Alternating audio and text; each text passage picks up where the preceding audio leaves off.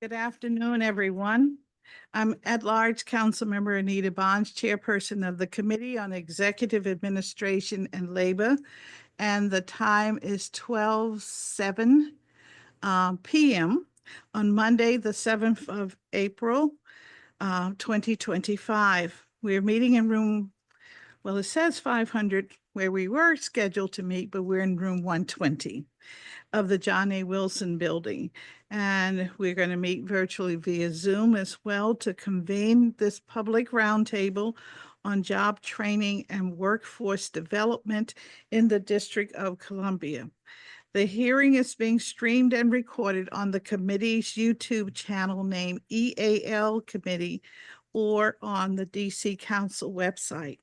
The purpose of today's roundtable is to examine our jobs training ecosystem to highlight the high-performing workforce development programs in the region, while also identifying those programs and initiatives in need of improvement.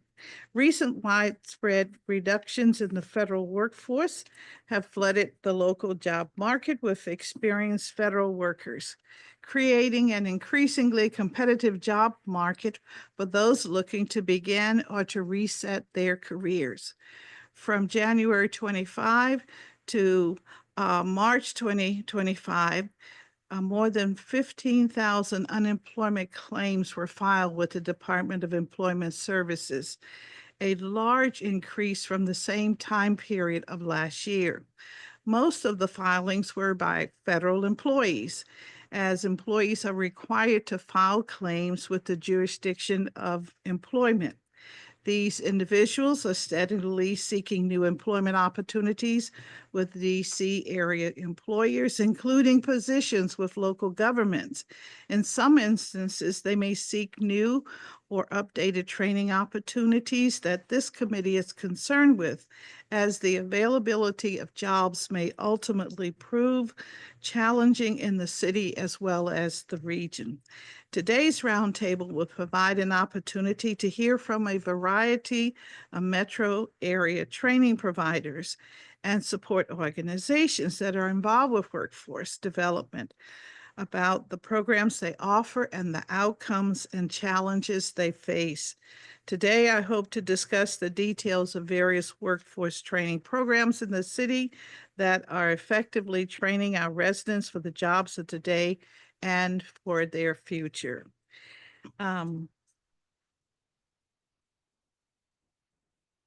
I was just checking to make sure that we're on solo, making sure I don't have a colleague that's waiting in the wings to join us at this time. I expect that there may be a few that will come on soon.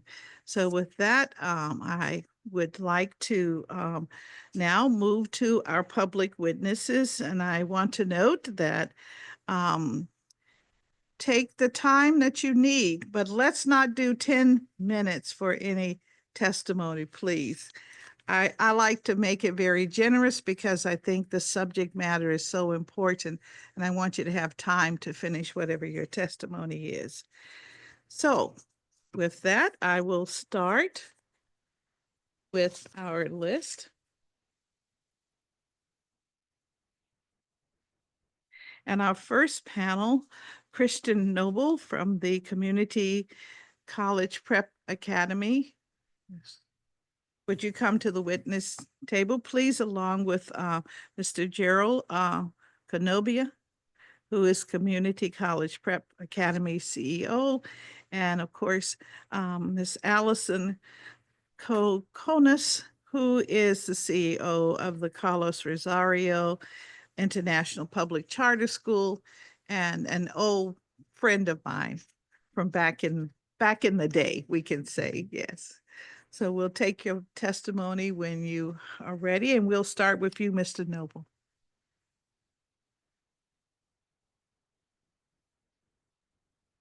Now you're on. Okay, when the red light is on, then your mic is on. Okay. Thank you. Good morning, everyone. My name is Christian Noble, Employment Specialist for Community College Preparatory Academy. And our CEO is going to actually be leading our testimony for today. Thank you. All right, thank you.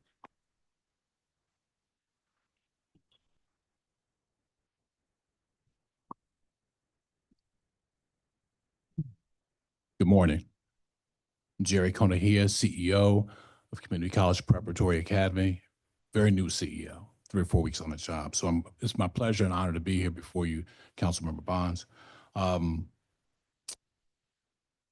College Preparatory Academy was founded in 2013 by Ms. Connie Spinner. It was created as a blended learning secondary bridge program for adults who needed high school diploma, college readiness skills, and/or workforce skills necessary to compete in DC's constantly challenging workforce skills environment. Ms. Spinner determined or observed that 95% of the students who came from east of the river were never going to finish, and they needed a bridge to post-secondary education and training. CC Prep is currently located at 1801 U Street Southeast. We just completed construction and assumed occupancy of our new 41,000 square foot facility. We're pleased to be there, but we're also in a position where we are able to provide other wraparound services that are necessary. We found it necessary in order to assist adult learners, and we'll talk a little bit more about that in a second. We serve residents of the District of Columbia who are 18 years and older. We emphasize on our recruiting in wards 5, 7, and 8, but we serve citywide. Our approach is to emphasize a couple of things. We focus on a couple of things because we recognize these things are important to creating a workforce opportunity or workforce ready student base. Number one is we believe that online learning is a critical component as it prepares people for the ways that jobs are performed these days. We also believe that all students should be exposed to a program of study as opposed to single classes. We offer full curriculum. We also recognize that our students require support beyond academics, and that our programs of study will be rigorous and challenging to make sure that students are ready for the workforce environment or the promotions that they seek. We also find it very important to make sure that our students have formal relationships with employers so that, number one, they know how to relate to the people who they'll be working for or employers, but they also are not intimidated or unfamiliar with the job seeking process. And oftentimes that is something that takes a little bit extra effort. We also recognize that our workforce certifications will lead to career pathways as well as post-secondary education, because we're really trying to make sure that the students that come through our school adopt a lifelong learner perspective. Now, after 12, 13 years in the business, what we also recognize is a couple other things. The state of the adult learners now have to deal with certain impediments that are structural, sometimes societal, that also can interfere with learning. Number one is learning for some of our target students also comes along with the need to address health, housing, and childcare issues. We have students who enroll to advance their careers or to become job ready that need childcare. So tending to children, tending to families is something that competes or can distract or impede the learning process, or certainly continuing through completion of classes. So we know it's important for us to assist in that where possible. We also recognize that digital literacy is still a challenge, despite the accessibility to digital tools. Literacy for the workforce is different from what actually occurs in people's leisure time. And we also see a lot more, as you mentioned in the beginning, with respect to the current trend with the federal workforce. We see a lot more learners that are interested in career transition and also promotion. We also recognize that there are gaps in the industry. We have some challenges finding employment-related data through the channels that we have access to. So we think we'd be better off, or the whole process, the whole system would be better off, the ecosystem would be better off if we had more robust information about what types of, what the employment data is, as well as opportunities in the marketplace. We also find that when it comes to our business model, there is a difference between K through 12 and the adult learning structure. So from our authorizing agents, we would be better off if there was some flexibility around creating structures that support adult learning. What we prefer to, what we'd like to be able to do at our new location is to offer services that support learners and families by having some services that we could house in our location. And it would also be available for the community. So we could provide online health, online tutoring and childcare, on-site telehealth, on-site tutoring and healthcare for some of our students as well as our community. I think it would allow us to support our students as well as the communities community we sit in a little bit more effectively. We also recognize that learning alone is not enough to create the most effective pathway to the workforce for people who have been separated from the workforce for a while or new entrants. So we do need experiential, we need support to create experience that helps learners become at least experienced in certain trades. So whatever support we can get from that, any opportunity there would be helpful. And that'll end my testimony for the day. And I'm prepared to answer any questions that you ask. Thank you so much. Thank you very much for your testimony. Yep. Wilson? Thank you so much. Greetings, Councilmember Bonds and staff. It's an honor to be here with you today. Again, my name is Allison Kokoros, and I'm the proud CEO of the Carlos Rosario International Public Charter School. For over 50 years, the Carlos Rosario School has provided top-tier education, training, and support for district adult learners who come from 80 different countries and speak 30 different languages. Today, we're serving over 2,100 learners from all 8 wards of the district, equipping them with English skills, high school diplomas, digital literacy, and career certifications, preparing them for in-demand jobs, strengthening the local workforce and our region. As a DC public charter school, we, along with our charter school peers, share our school's outcomes and performance publicly.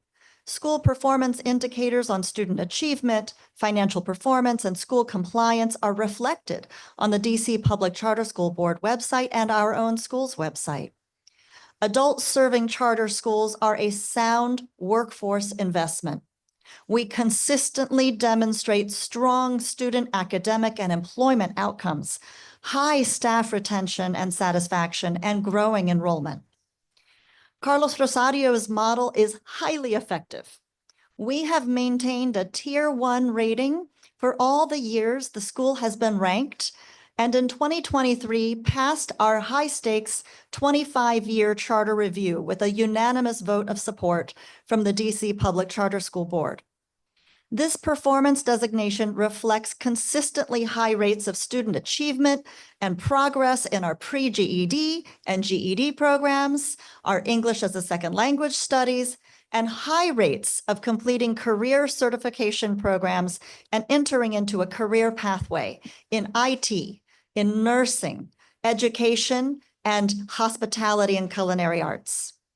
In recent years, we've graduated 140 certified nurse aides, 95 bilingual teaching assistants, 113 IT professionals, and 178 credentialed restaurant and hotel professionals that will continue to contribute to DC's local economy. Our graduates are highly trained, relied upon by the DC region's employers, such as the Washington Hospital Center, such as DC Public Schools, and hotels, such as the Ritz-Carlton and many others, to fuel their growth.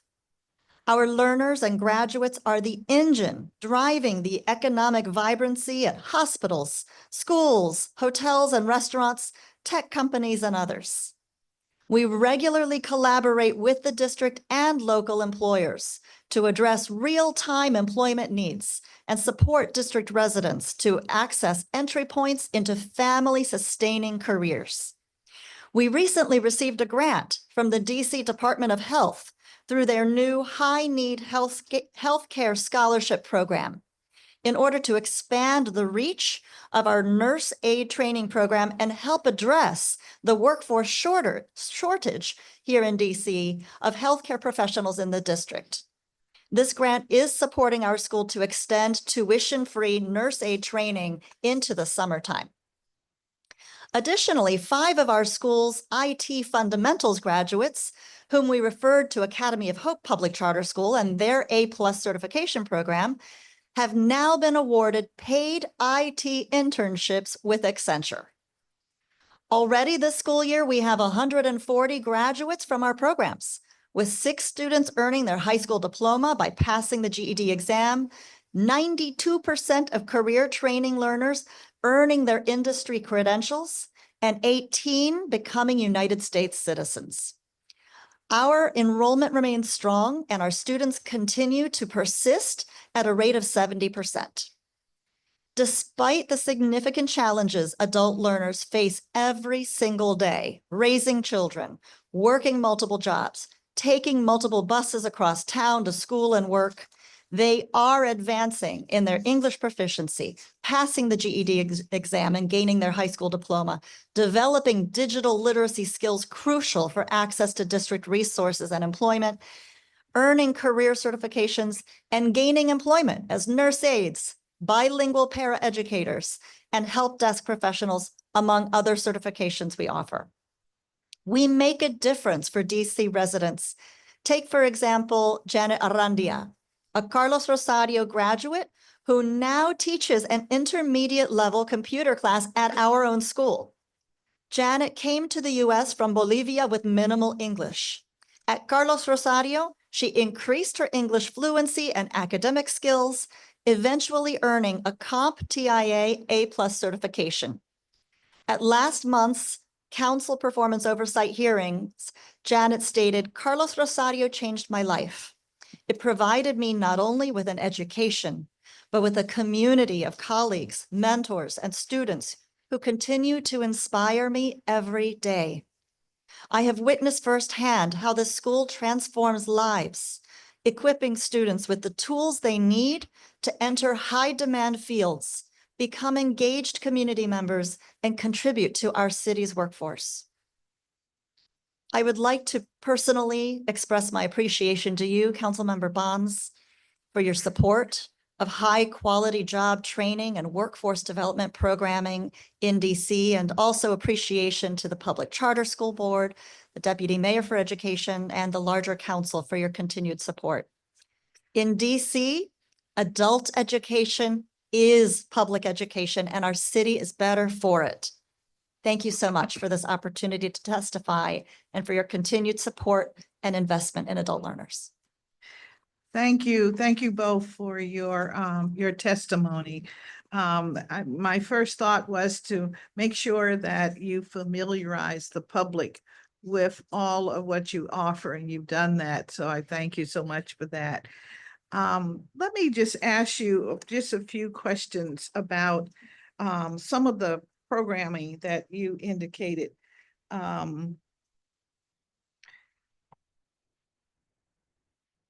When we talk about workforce readiness, as you have described it and the different programs that you have,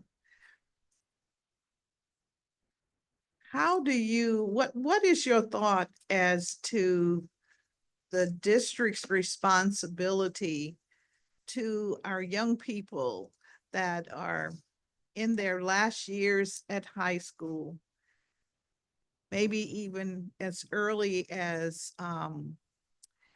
middle school? What should we be doing to try to encourage them to look towards a career path?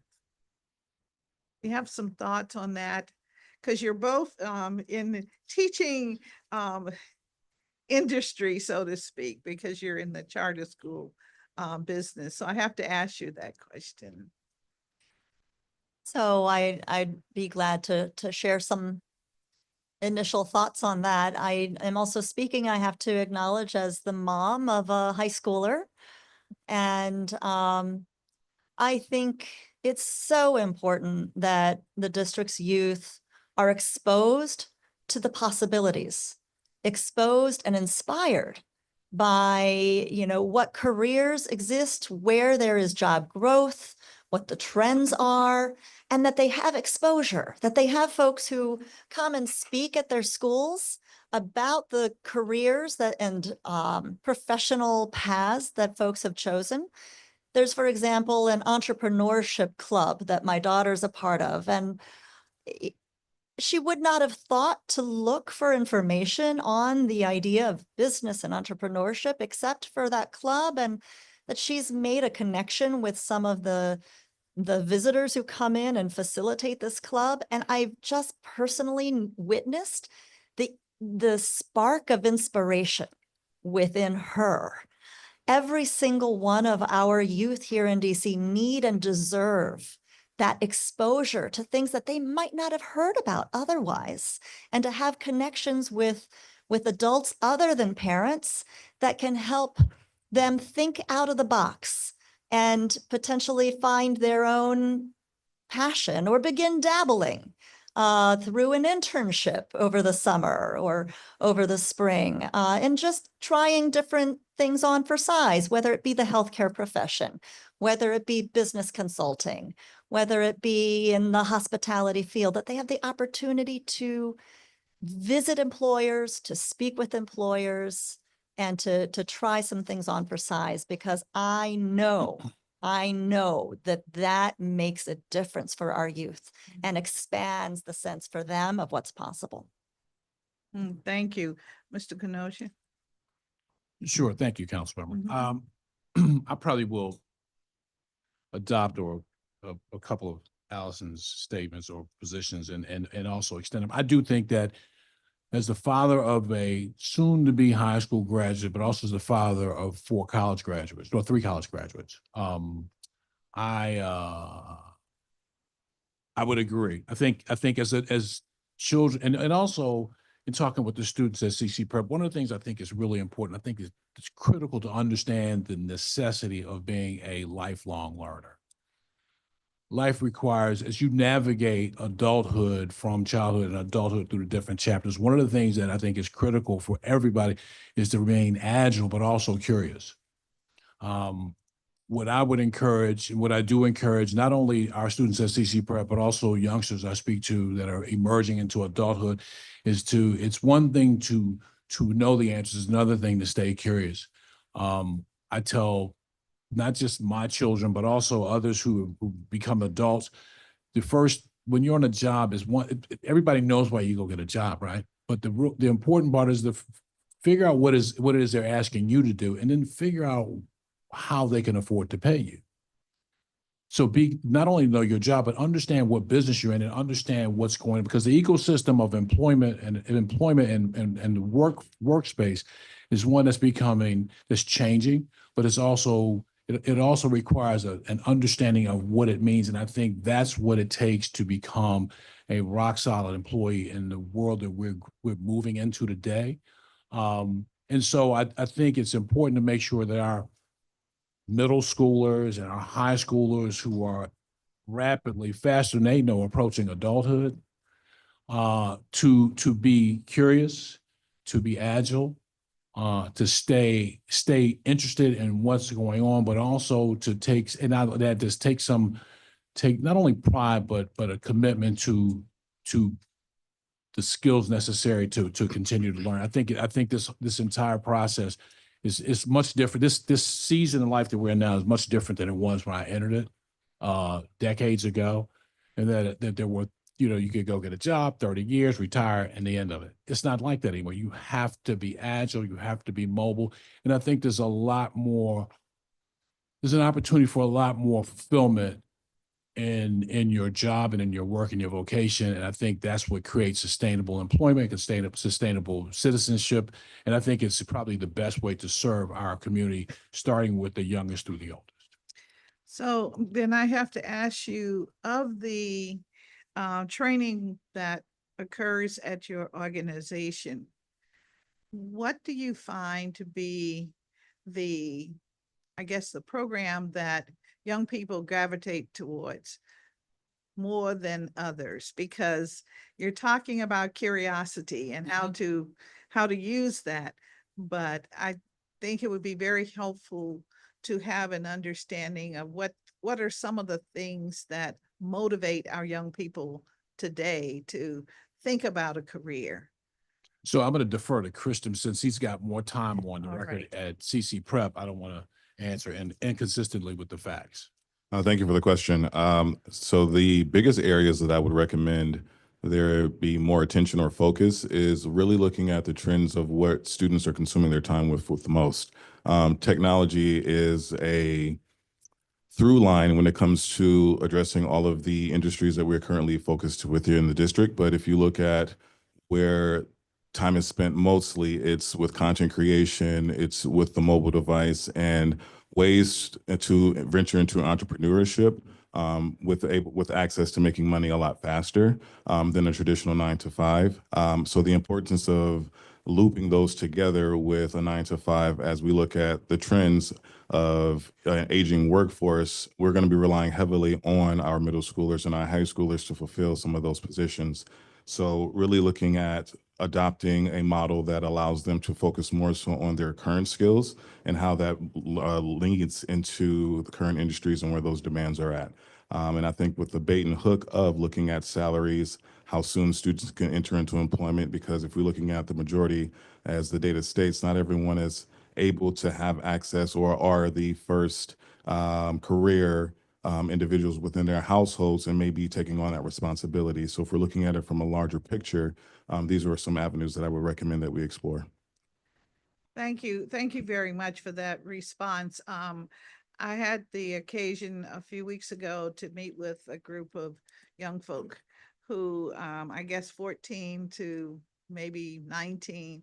And it was very interesting for me, thinking, career and what do you want to learn and what have you. And they said, well, I really would learn anything if I knew I had income. And so that sort of like takes us to where the real models are, at least in the minds of our young people.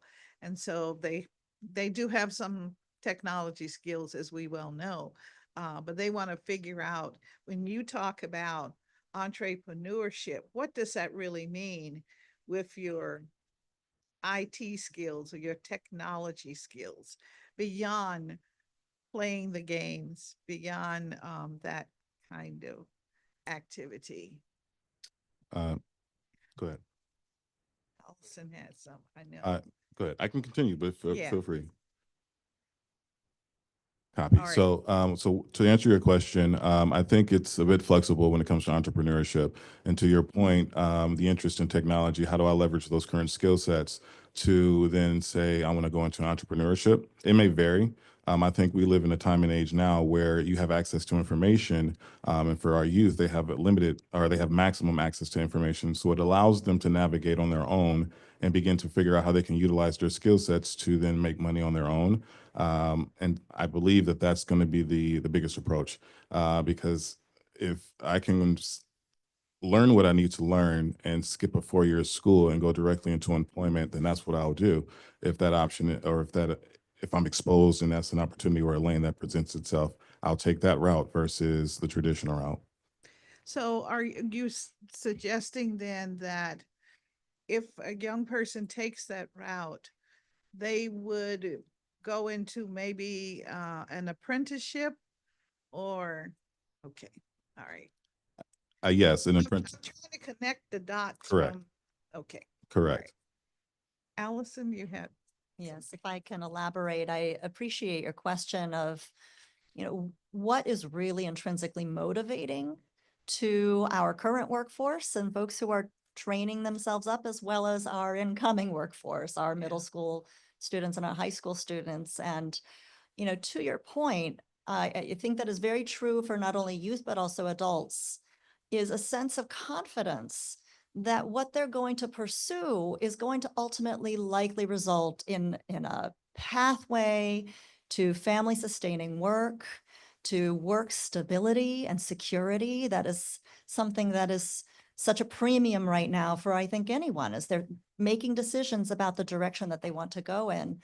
And I think about how we work with our students within the Carlos Rosario School, folks who have learned English as a second language, let's say, and maybe they've now obtained their high school diploma and are considering our school's IT certification program, our nurse aid training. They're considering what might be next or potentially going somewhere to another school or to community college prep or to the community college itself.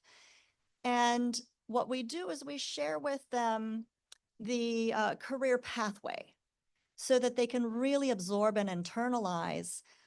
Okay, if I start, for example, as a nurse aide, this is the amount I'll be making per hour, and this is what the work will be like. There are upsides to it, and there's some sides that some might say are downsides to it. But you know what? If you're really passionate about healthcare, it's a foot in the door. And through our partners, like for example, at the Washington Hospital Center, pretty quickly, nurse aides are promoted. They're trained and promoted in-house to patient care technicians.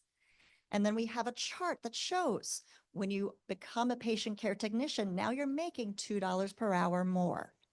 Then the next step along the pathway is to become a registered nurse. And here are the steps that you follow to become a full registered nurse.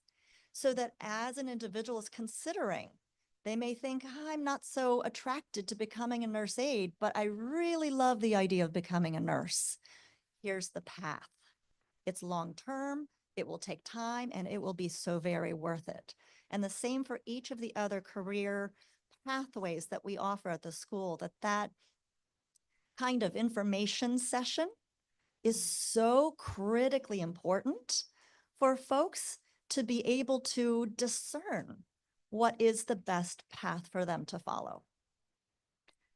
Thank you very much for those responses. As you were talking, I was thinking about not just our young people, but also adults who are out here who would like a career. They maybe are doing some work, but they really want to have a career. So is it your recommendation that they would come to your institutions and get started? Is that, I kind of knew you'd say yes, but I mean, really and truly in earnest, is that a place for, let's say, someone who is 35 years of age? Yes. All right. Allison, you want to add to that? Absolutely. All right, okay. Absolutely. We are so fortunate here in Washington, D.C., to have adult serving charter schools that have this holistic approach. It is really a full service model with a variety of different aspects, both the fundamental foundational skills, like in our case, English as a second language and a high school diploma, citizenship training, computer literacy, paired with career certification training in high growth, high demand industries where we have partnerships with local employers and internships combined with comprehensive supportive services so that any learner who comes and enrolls in our school or one of our schools has those really important wraparound services so that any potential barrier that they encounter along the way in their learning, they can address and eradicate in partnership with us and with our support. And also, I have to say, the council support. I think, for example, of the transportation subsidy, the public transportation subsidy for those that are enrolled in UDC as well as community college and in our schools. That is a godsend. So again, the resources that we have here in the district are so crucial, so important, and the community that we have are so deserving of the support, and it is incredibly wise investment by the District of Columbia to ensure that we have these adult education schools with workforce development, and absolutely want to share to make sure every single DC resident who needs these services knows about them and takes full advantage. Thank you for that. Um, I was just wondering for the Carlos Rosario School, what a percentage of your 2,200 enrollees are maybe veterans, as an example? What percent would be returning citizens? What would be the disabled community? I was just curious about if you have some numbers, on average, because yes. I'm happy to share with you what I do have in mind and to get more data for you following this. But over 90% of the community members that we serve fall below the federal poverty line. And that is for a variety of reasons. And our students that we serve reflect a wide range of lived experiences, from those who've been formerly incarcerated to those who have served, to those who wish to serve. And folks, like I said before, who come from all 8 wards of the district. Our school is, as I said earlier, highly diverse. We have students who come from 80 different countries and speak 30 different languages. And the variety of educational backgrounds and skills that they each bring into the classrooms makes it a very rich and enriching community for all that come and study with us. That's great. I would be very happy to see any information that you could share that would be descriptive of these categories. We're a community for everyone. Correct. And I want to make sure that as much as possible, that we are able to serve everyone as much as possible, of course. So I appreciate getting that information. We've talked a little bit about healthcare workers. And so you may know that recently this committee co-hosted a roundtable regarding the shortage of long-term care health workers. And while the need for these workers is increasingly, the pool of employees interested in performing these duties seems to be stagnant. And this is for long-term care with our nursing homes, places like that. How do we encourage people to seek opportunities in this healthcare field? Home care aides, nursing homes. My apologies, taking notes. All right. And just to reiterate the question, how are we appeasing to these industries, correct? Copy. So one of the things that Community College Preparatory Academy has done is we identified that the healthcare industry is growing, which led us to providing our emergency medical technician programming as a feeder into other avenues within the healthcare industry, EMT being the first responders. So having made that decision within the organization, we believe that this is an opportunity for us, for the students to get foundational knowledge as they learn about anatomy, the body, in order for them to get more curiosity around this industry to then segue into other industries. Because what we've learned is that once a student takes one of the courses at Community College Preparatory Academy, they typically venture into other programs as well because they begin to identify other areas that they can grow to be more marketable for employment, specifically healthcare. All right. And so at your academy, what are the training programs that you offer specifically? Yes, ma'am. So we offer our GED program. We also offer our administrative technology program that consists of Office 365. So that's 4 individual certifications, Outlook 2019, Excel, Word, and PowerPoint. You receive 4 certifications for each of those certifications and the 5th one for completion of that certification. Then we also offer our IT program. The IT program will consist of Network Plus, Security Plus, which is going to also include A Plus and ITF. ITF being the foundational certification to go into any industry, which will be renamed Tech Plus in the coming weeks. We also offer our emergency medical technician program, and that's also focusing on how to become an emergency medical technician. So we also have a prerequisite course before going into the actual course because we want to make sure that the students are getting foundational knowledge before throwing them in a course that they're not quite prepared for. And we also offer our Google Data Analytics program to become data analysts, be able to look at data sets, to eventually become data analysts throughout the industries. I believe I've covered them all. All right. Fantastic. And Allison, I think you covered most of yours in your testimony. Forgive me. I apologize for the interruption. I'd be remiss if I don't mention our profound HVAC, facilities and construction program, because we have a few partners in the room that are nodding their heads because this is one of the programs that we have partnered with as far as providing candidates for that specific industry. So students that are enrolled into that program receive their EPA 608 and 609 certification, which is a requirement for majority of the HVAC and the like positions that are available within the district. Like a maintenance technician, an HVAC technician, facilities management, and so on and so forth. Thank All you. right. Well, thank you. My my three final questions are related to these categories that you shared with us as your training modules. What is on average, what's the enrollment in the course of a year in these programs? And of the programs, which ones tend to be favorites of the enrollees? Got you. So the first question, on average, how are we enrolling and how many? Yes, Copy. yes. So we have a funnel process, and so our prospect pool currently reaches between 2,000 and 5,000 prospects.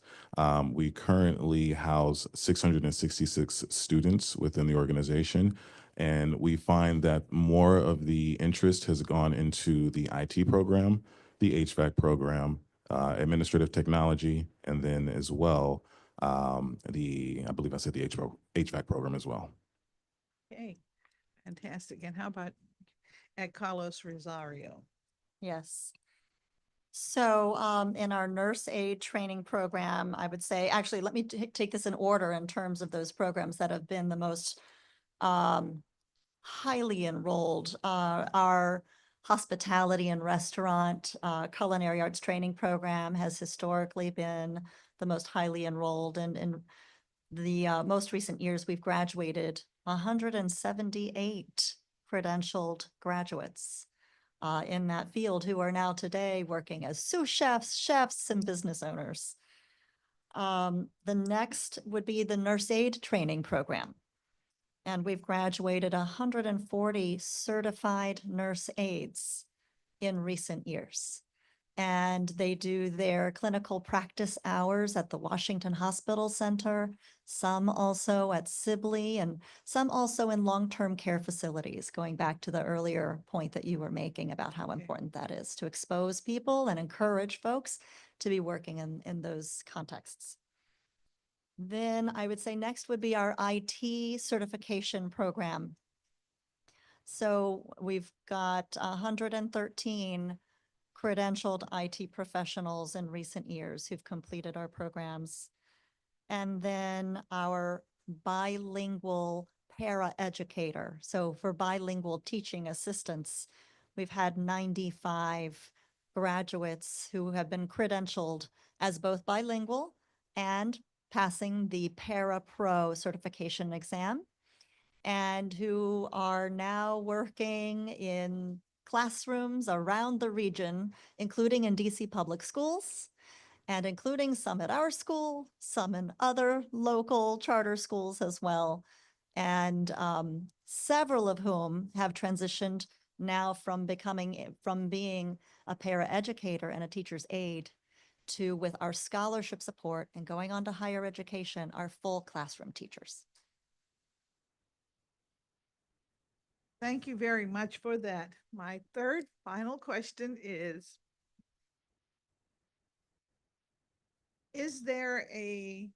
do you have the capacity for more students in these areas of training that you exemplify? Yes, we do. Yes. But I mean, our ability, I'm sorry. Yes, we do at CC Prep. At the onset of my testimony, one of the things I noted was that we just completed construction and moved into a 41,000 square foot facility. So we have, we can house up to 1,200 students in our facility. And right now, as Kristen mentioned, we're at 666. So we can pretty much double our student capacity. And that's at a single time in the building. So we have the ability to expand and offer more classes as we schedule them, but we can certainly absorb more student population. And we can as well, absolutely. And we feel that is That's the reason that we exist as an organization, is to serve district residents who are ready to equip themselves with the skills that they need to fully contribute.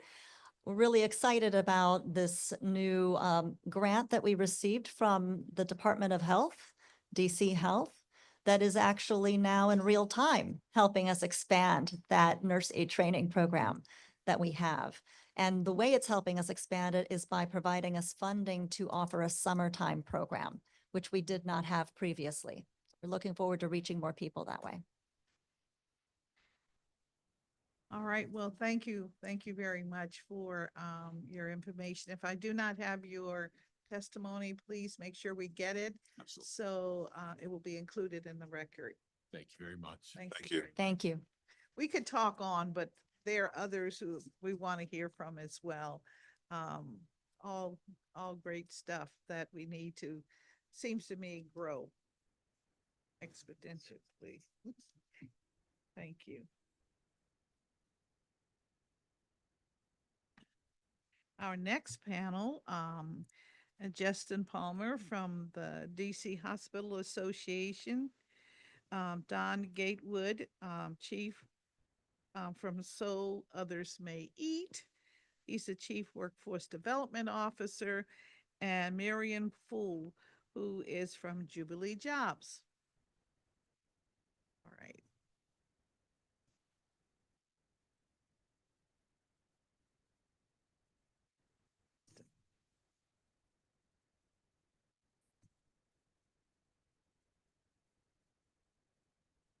And you can begin when you're ready. Right. Justin. Good afternoon, Chairperson Bonds. It's nice to be back with you. Just a few short weeks after talking about this important subject with healthcare and the realm of healthcare. My name is Justin Palmer, and I'm the Vice President for Public Policy and External Affairs of the District of Columbia Hospital Association. I appreciate the opportunity to present testimony at this public roundtable on job training and workforce development in the district. Meeting the workforce needs of the entire healthcare sector has been a focus of the association for some time. With the support of this committee, the mayor and the council, and the DC Workforce Investment Council, we established the DC Healthcare Workforce Partnership. This partnership is composed of health businesses from 3 subsectors, including acute, ambulatory, and behavioral health, and long-term care, in addition to core partners and network supporters. The employers lead the work of the partnership to implement strategic solutions to get residents career positions and keep the industry strong. Over the last 5 years, the partnership has focused on identifying the workforce needs and in-demand occupations for our members. We started by identifying 5 in-demand occupations, and through the course of our work expanded to 10. At the center of this work has always been ensuring the needs of the entire sector are being met as well as the needs of the employers. Currently, the Hospital Association is working with the district on 2 programs designed to create pipelines into healthcare careers. The first is focused on getting young people interested in the field through the career and technical education programs, as well as the advanced technical centers. Both of these programs allow students to graduate with industry-recognized credentials to allow them to go directly into the workforce, or a credential to help them work their way through college.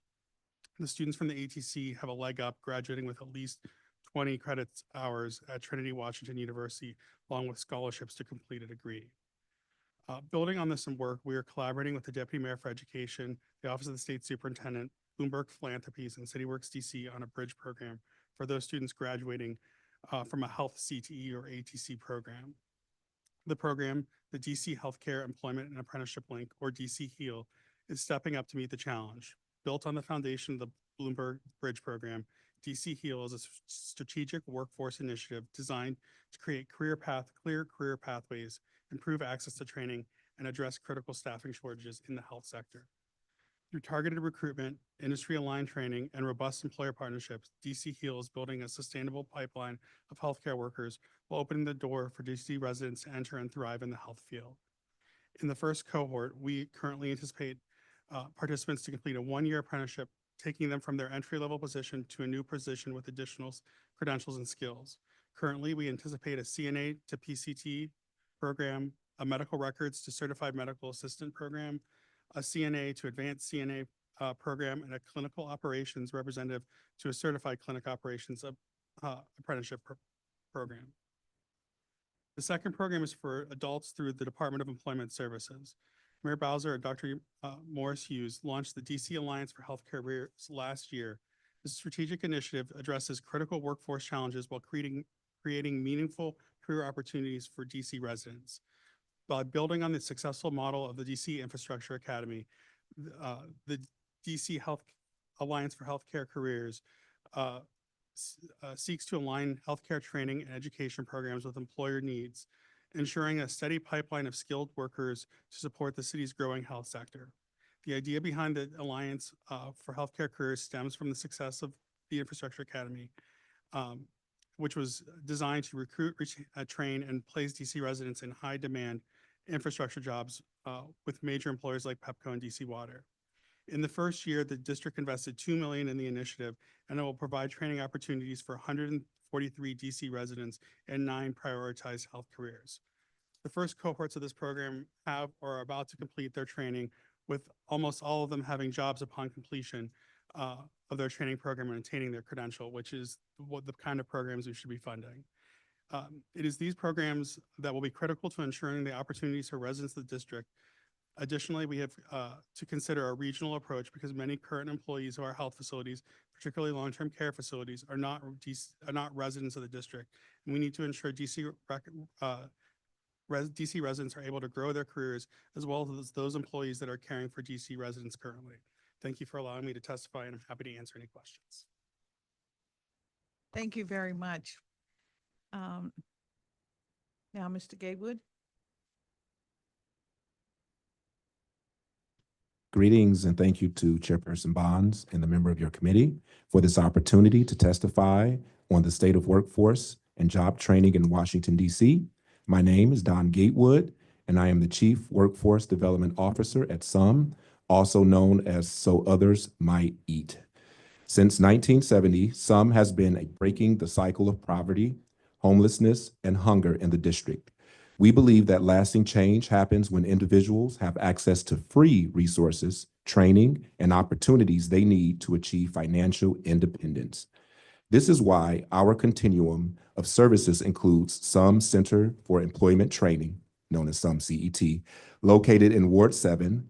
SUM CET is a licensed post-secondary vocational school where we provide free hands-on training, technical instruction, and soft skills development to prepare individuals for in-demand careers. Today, I will provide an abbreviated version of the written testimony that will highlight SUM CET's impact, discuss what is working well, and key opportunities to strengthen job training systems for trainees and providers. For many DC residents who struggle in low-paying jobs, sector-specific accelerated training programs are a proven economic mobility solution. In 2024, SUM enrolled 167 trainees, the highest since 2019, into our healthcare and building trades tracks. Of those enrolled, close to 80% on average obtained jobs, and 94% of graduates earned certifications. Our strong partnerships with OSSI and DHS SNAP ENT programs are essential to effectively serving our trainees. Our program is uniquely positioned to serve adults who face the greatest barriers to employment. Many of our students do not qualify for other free workforce training programs because of low CASAS test scores. Despite these challenges, we provide holistic support, including soft skills training, math, reading, resume interviewing, wraparound services, and externship placements, while using our iBest integrated education and training program model to ensure that students can successfully enter and sustain employment. SUM CET is strategically located in Ward 7 at the Conway Center, an area that, along with neighboring Ward 8, experienced some of the highest unemployment rates in the district. As of May 2023, Ward 7 had an unemployment rate of 7.2%, and Ward 8 had faced a 9.1% compared to Ward 3 at 3.6%. These disparities highlight the urgent need for targeted workforce development initiatives east of the Anacostia River. DC's public investment in workforce development are working. Expanded access to training, aligning programs with industry needs, and connecting residents to quality jobs. Initiatives like WIC's Healthcare Workforce Partnerships, DC Hospital Association, show the power of targeted support through modest stipends. Some saw higher completion rates and stronger career outcomes for aspiring healthcare professionals. To expand opportunity and meet DC's workforce needs, we must urgently address 4 persistent barriers that prevent many residents from assessing and completing job training programs. The first is investing in stipends.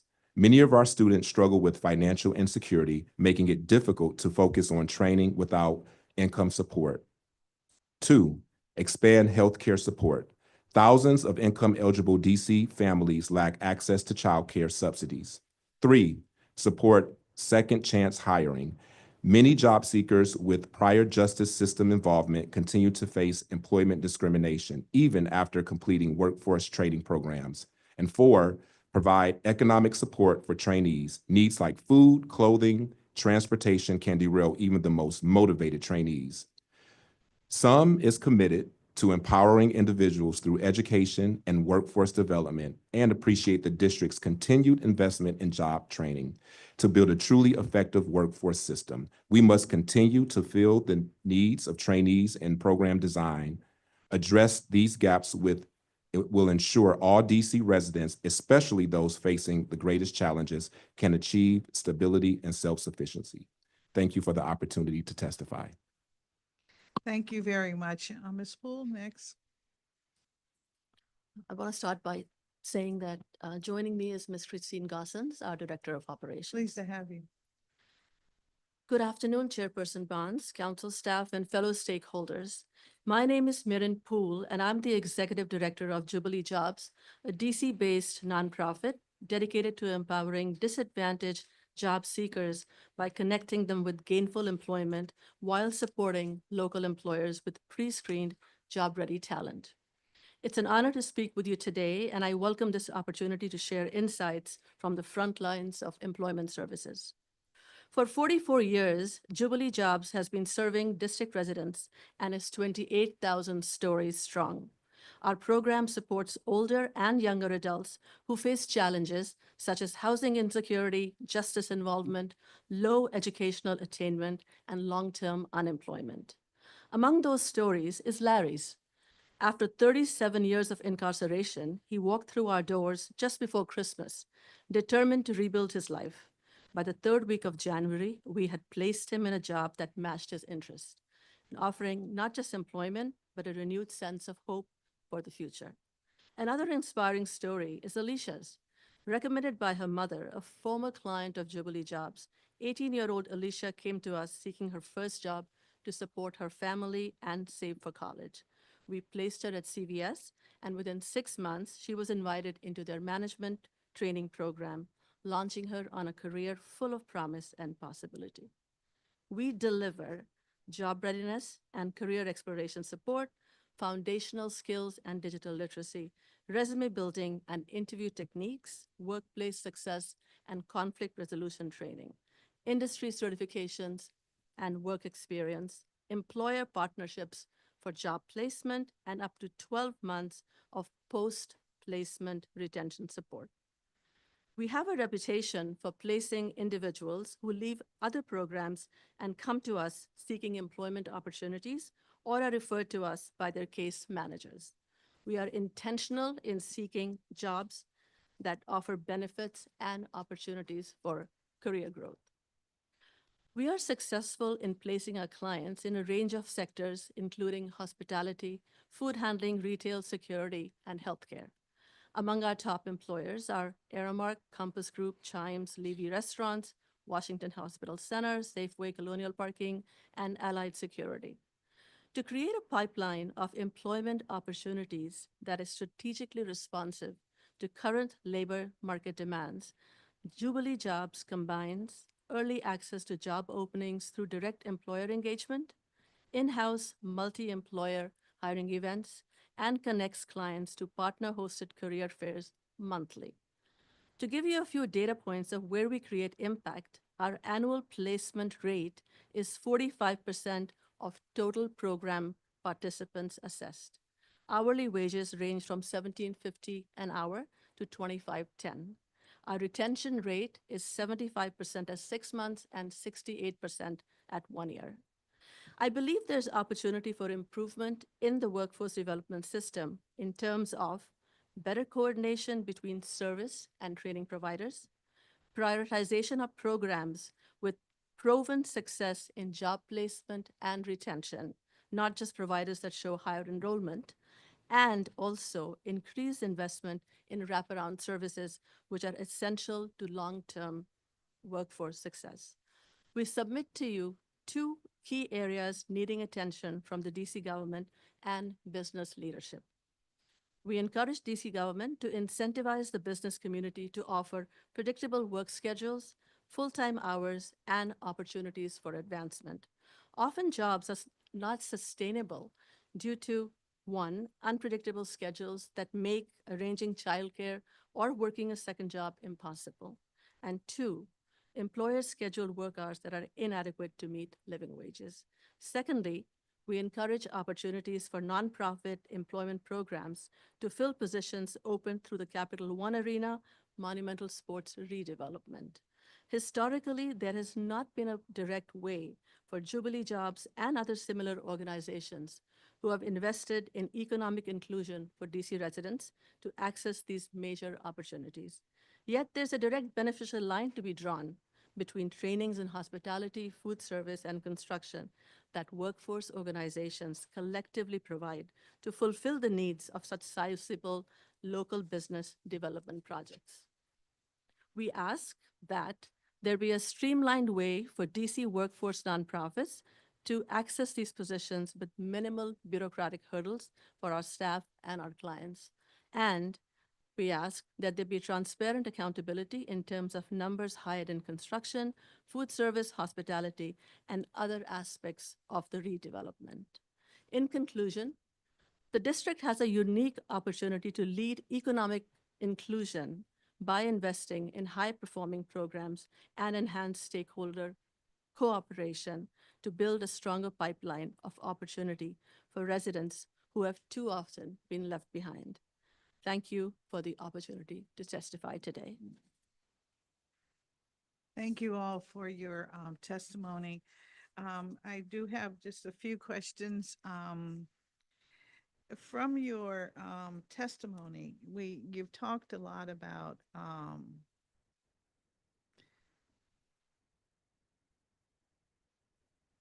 what is the need of those that we seek to have employed in the community.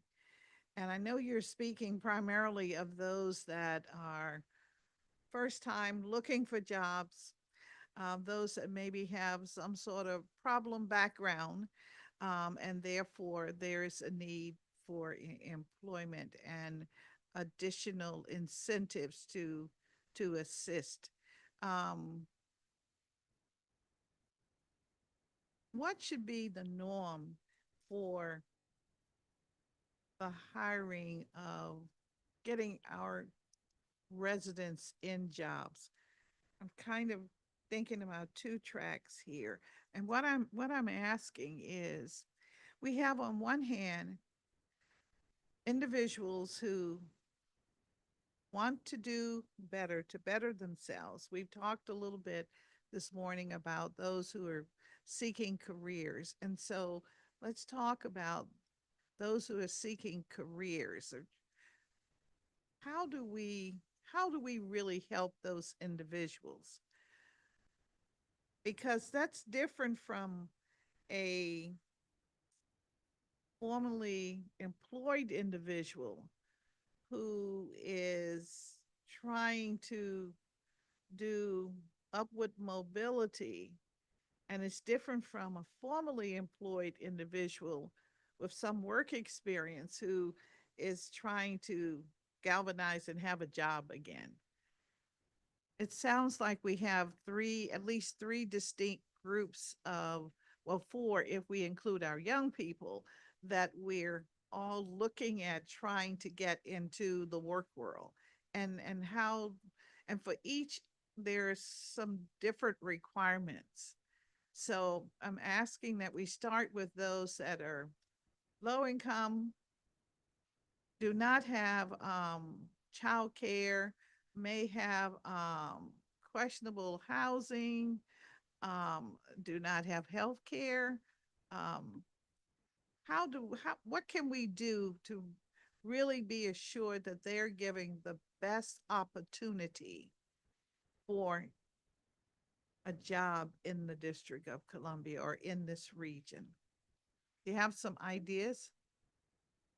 I think an earn while you learn model is one that can help bridge that gap of bringing security, security as they're going through the program. Um, you and it is predictable. They're earning while they're going to courses. Some of the programs in the DC Alliance for Healthcare Careers, are using OJ on-the-job training funding to pay 75% of the wages. The employer pays 25 while they are getting their certifications. So that can be those can be models of, the employer has some skin in the game while they're doing this, but they're also, so does the district in supporting the individuals as they're going through the program. I think as was stated with our partnership with the stipends help bridge along with their programs to help the program. But if we use the subsidy model, I think we have to look for a way that they're sustainable and predictable, so some can offer those to all the cohorts. We haven't had funding this year to offer those same ones that we have done in the past through the healthcare program. So I think those are, I think an earn while you learn is an ideal, because you can pay them for their work, but also the subsidies, making sure they're sufficient and there's a sustainable funding mechanism, at least initially. What does So Others May Eat say? Well, I absolutely agree. Gosh, we have so many folks who are coming out of high school, and then we have folks who are returning citizens, and then we have folks who maybe have had some time in the workforce, but maybe are looking to go from a job to a career. So we have every category that you just outlined. And what I find interesting is that the needs oftentimes for all of those categories are just the same, in the sense that in order to pivot to a new career pathway or to enter into the career pathway, there has to be a lifestyle has to be sustained while one is pursuing. And oftentimes the person is conflicted with, I know I want to pursue a career, but at the same time, I have immediate needs, immediate childcare needs, immediate food needs. And so there's a conflict there. And in some cases, folks are able to work what we call survival jobs, where they are maybe working part-time or on the weekend. Some are able to do jobs that are more, I guess you could say, more contract positions. But we hear consistently about the need for support, which is why we offer food on a daily basis. We have the food breakfast, and on Wednesdays we provide the lunch for trainees. We also provide the transportation vouchers, which removes the barrier of getting to and from school. And then we provide support in the clothing department for healthcare and building trades clothes, as well as everyday clothes, so that trainees have less of a burden in those areas. And in some cases, trainees need food not only while they're in the training program, but also to take home for their families. And then we're able to access our food resources at some to support them in that way. But the need for resources is very, very real. And that's why the services, the economics are very important for folks who are entering, like you described, folks who are looking to pivot, but also folks who have a great deal of experience and are looking to grow. Ms. Full? Yes, totally agree with what Mr. Gatewood just said and what, the need is so great. And Christine, please join me in this. You have the experience. We find that again, you have to start somewhere. The clients that I'm describing, to take them to the next level. Yes, we talk about career exploration and we're all for it and we do it, but you have to start somewhere. And if it's a survival job, as you just mentioned, it is a step forward for them. And then to move forward in that is again, employer incentives. On the job training has been mentioned, trainings now. When we do our trainings, we have, it's design. Program design is so much part of it. So it has to be an empathetic program design. I mean, we have trainings in the district that may be 6 months to a year. Now, can the person who's coming to us, as we've described the backgrounds, can they really take advantage of that? Not really, not that what we have found. So we start with short-term trainings, at least to tide them over to the next Can level you of. just speak up a little? Oh, bit? sorry. Okay, I yeah, thought I had the very mic on, so I was trying to be controlled. That's all right. So, but just to say that the supports are very necessary, and training programs need to sort of, work around that as well. Short-term trainings, as we have found, and bring it into our program design to get to the next level. But if I may, the question that you'd asked earlier, there's the robust discussion on youth. That's also a way to move forward. So we have actually sort of introduced what we call the Youth Summit, a career compass of sorts. So we do it for in-school high schoolers, where we introduce them to career experts and employers, where they can actually have that very informal discussion like we're sitting right now in a way. And for out of school, we have introduced a training program to become digital navigators. And again, these programs would not survive if we didn't have stipends attached to them. It's a 2-week or a 6-week internship program alongside, where we actually put them at community sites to do the work, to get the work experience. So I'm not sure if I'm on question, but Christine, please, Yes, please do join add, in if yeah. you'd like. Hi, thank you for having me.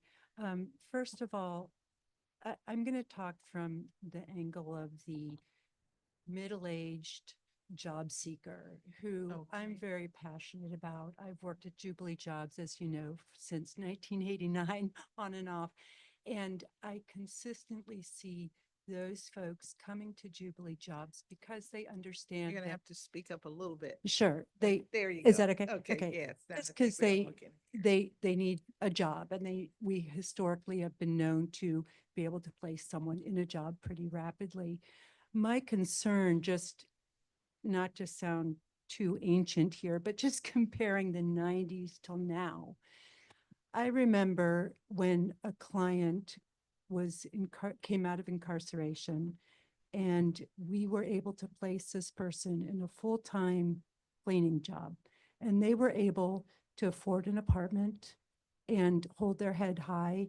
They had 40 hours a week, a predictable schedule, and they were able to participate in society and support themselves. I don't see that happening anymore. And I just think that's a big need in this city. I think about clients right now who I'm working with, one gentleman's been incarcerated for 30 years. He's in his late 50s. He's not going to go back to school. He's not going to do IT training. He'd like just a basic cleaning job paying $17, $18, $19 an hour that's full-time. And I just don't see those. So to me, that's the biggest issue. I would love to see the council talk about predictable scheduling again. I know this is pie in the sky, but I would love all of our seasonal jobs to guarantee 40 hours a week. I mean, part of the problem in DC is that because we're such a transient sort of tourist town, everything is seasonal. And so we have these giant hiring events. We have these huge employers who are able to hire large amounts of people, and yet those jobs are only part-time. They're flexible schedules, and they end in a season. And I don't know how anyone can possibly support themselves. And the folks taking these jobs are adults who have to pay bills. So I don't know who else would take these jobs. It's certainly not high school children. So anyway, that's my plea. Thank you very much for that. Today's hearing, I think, is going to, I hope, open the door for the realities of those that are seeking employment.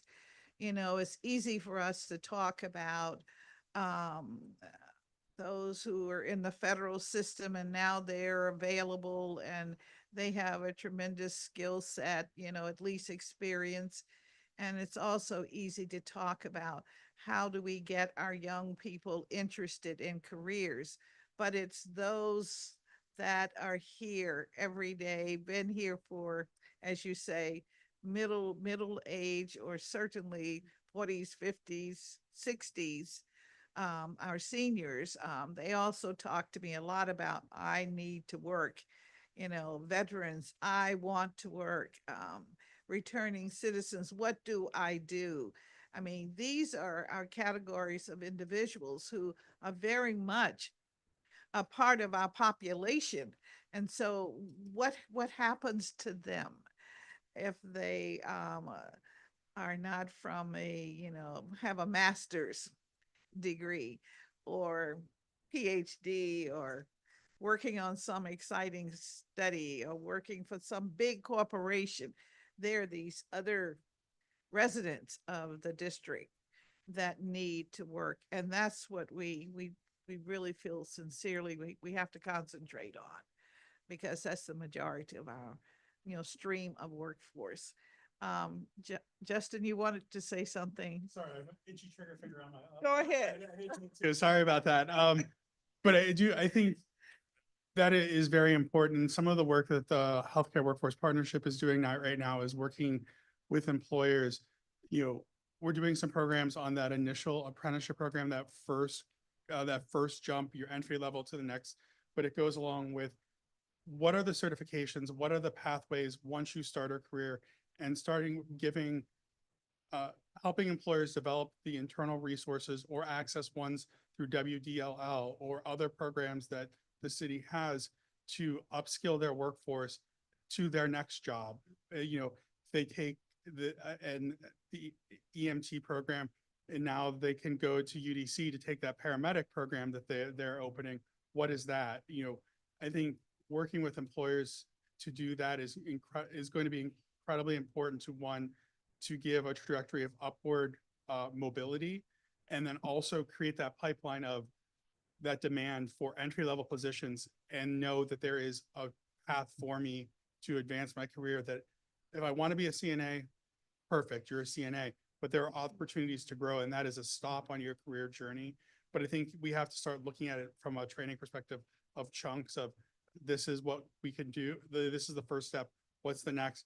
In order to, and figure out how to offer those programs that balance that work, that have work with the work-life balance of, can we offer them in employers, at employer locations, virtually, or, you know, at least partially, or what are the programs that we can do to do that? I think that is critical to doing exactly what you're saying of, what is that next step? What are the opportunity?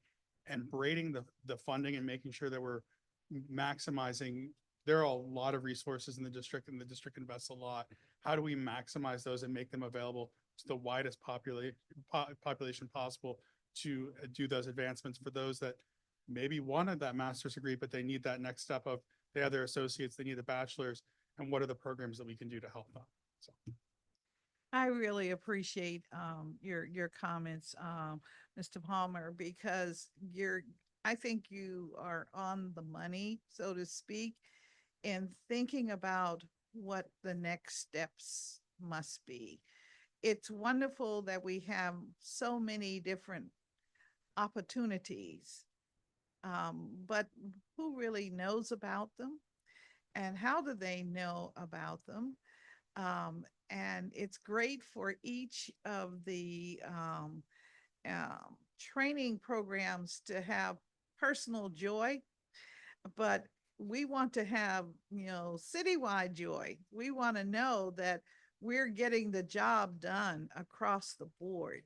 And so I'm thinking, the old government way is to put together a task force and task force do a plan and a study. Hopefully it doesn't go on the shelf, but we gotta have more coming together because the potential workforce is not aware of what's here. Um, we can say perhaps that every business in our city should have one apprentice. We could say that, but you know, will we be bumping up against the Constitution? I don't know. Every time I try to mandate something, it's Constitution I'm bumping up against. But my point is that we really do need something that is reliable, and it should not be, as you said, just a survival job, but survival job. Next step is opportunity for additional training, certification. Next step is, career path, something that individuals can depend on, that they know that if I'm doing this, the next step will be there. And what is the dignity factor that we have to consider as well? Because all of us want respect and hold ourselves in great dignity. So how do we really do this so that all the programs that we have an opportunity to so-called graduate or certify individuals to move on to the next step, and they know there's a next step. More importantly, they know that they are going to have the ability to continue to grow and, of course, to thrive. Well, I think the knowledge and the access is key. We were able to last year invest, I want to say about $40,000 in geofencing and bus ads for the Healthcare Workforce Partnership, driving them to our educational partners that are around the table for the partnership. The click rates and the investment, it can still be seen. I still see the buses. We're now 4 months past it, but the buses are still out there directing people to all of the programs and things like that. We also invested a significant amount in some video production to take 9 people that went through the programs funded by the WIC, funded by the council, and to show that I'm doing this and to other people that it is possible. So on dchealthcareers.org, there are vignettes of people that have gone through the programs, including some that, I can do this. This is why I'm doing it. And how do we encourage others? Because I think that I've done this. It's not insurmountable. Is a really telling the stories of the people that are succeeding is key. So are you suggesting too that if we are doing a sort of unified kind of jobs workforce movement, that the government would somehow come up with regular dollars, a portion, maybe 50%, maybe the employer another 50%? Is that a mix? When I was doing housing, they told me that you cannot have more than 25% of the units affordable. So I'm asking that same kind of scenario. What are we saying? I think with the budget realities of looking of that shared investment, I think that is a strategy of, we can, the district can provide this, but requires a match. I think is definitely a strategy on that outreach. I think continuing working with all the education partners to make that concrete list and where residents can go to sign up for the programs. That's the other piece. But I think that style of, if we're going to do a grant for a campaign or for that landing to really direct people and that engagement, and then have that industry match, I think is a way to bridge the budget challenges that are going on right now.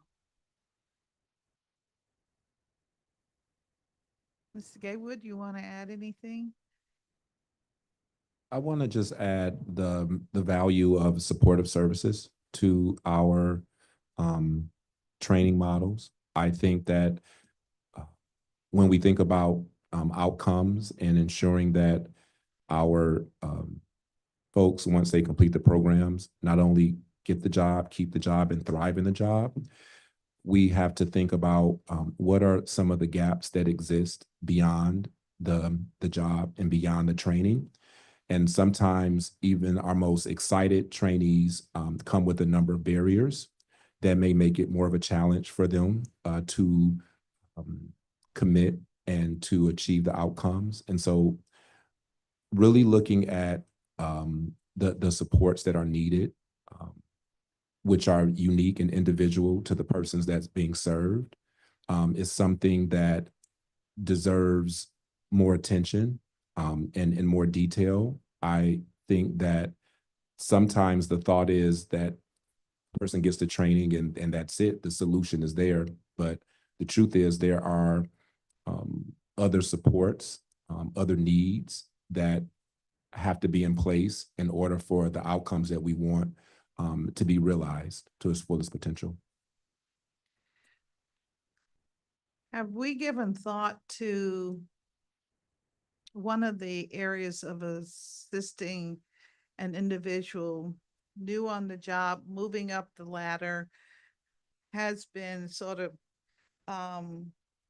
in place for 12 months or more, providing them with assistance with their housing costs? Trying to think about deliverables that really make sense and help people move ahead. Absolutely. That's one of the things that we really prioritize at some. We do have a housing component to what we do, and affordable housing is absolutely key. That is oftentimes one of the goals and aspirations of persons going through the training program, to have the housing for themselves and their family. The language that I oftentimes hear is, say, Mr. Don, I'm doing this for my child. I'm doing this to build a legacy. That's the language I hear so very often when we are interviewing and when we are assessing the person prior to enrollment. And so we do identify what the housing needs might be and do our very best to connect them with the housing opportunities we have within some. What we do sometimes find, though, is some of our trainees are living with homelessness. For example, many of them, well, I don't want to say many of them, but there are times when trainees may be living in an insecure home, may even be living in a car. So sometimes making those connections with the appropriate transitional housing are key as well for temporary as well as long-term. All right, well, I won't hold you any longer. Again, we could talk more, but I'm just trying to get a feel for where we might go with this. We recognize that there is a need to sort of bring the workforce conglomerate together so that we can more systematically, treat the situation. And so trying to do that, I know it's a tall order, but nevertheless, it's a direction I believe that we will have to move in. And so thank you very much for your testimony today. Thank you. Our next panel, let's see, Erwin Ward Bebo from City Works, Anya Barachi from the Federal City Council, and Shinyeti Hubbard from the DC Chamber of Commerce.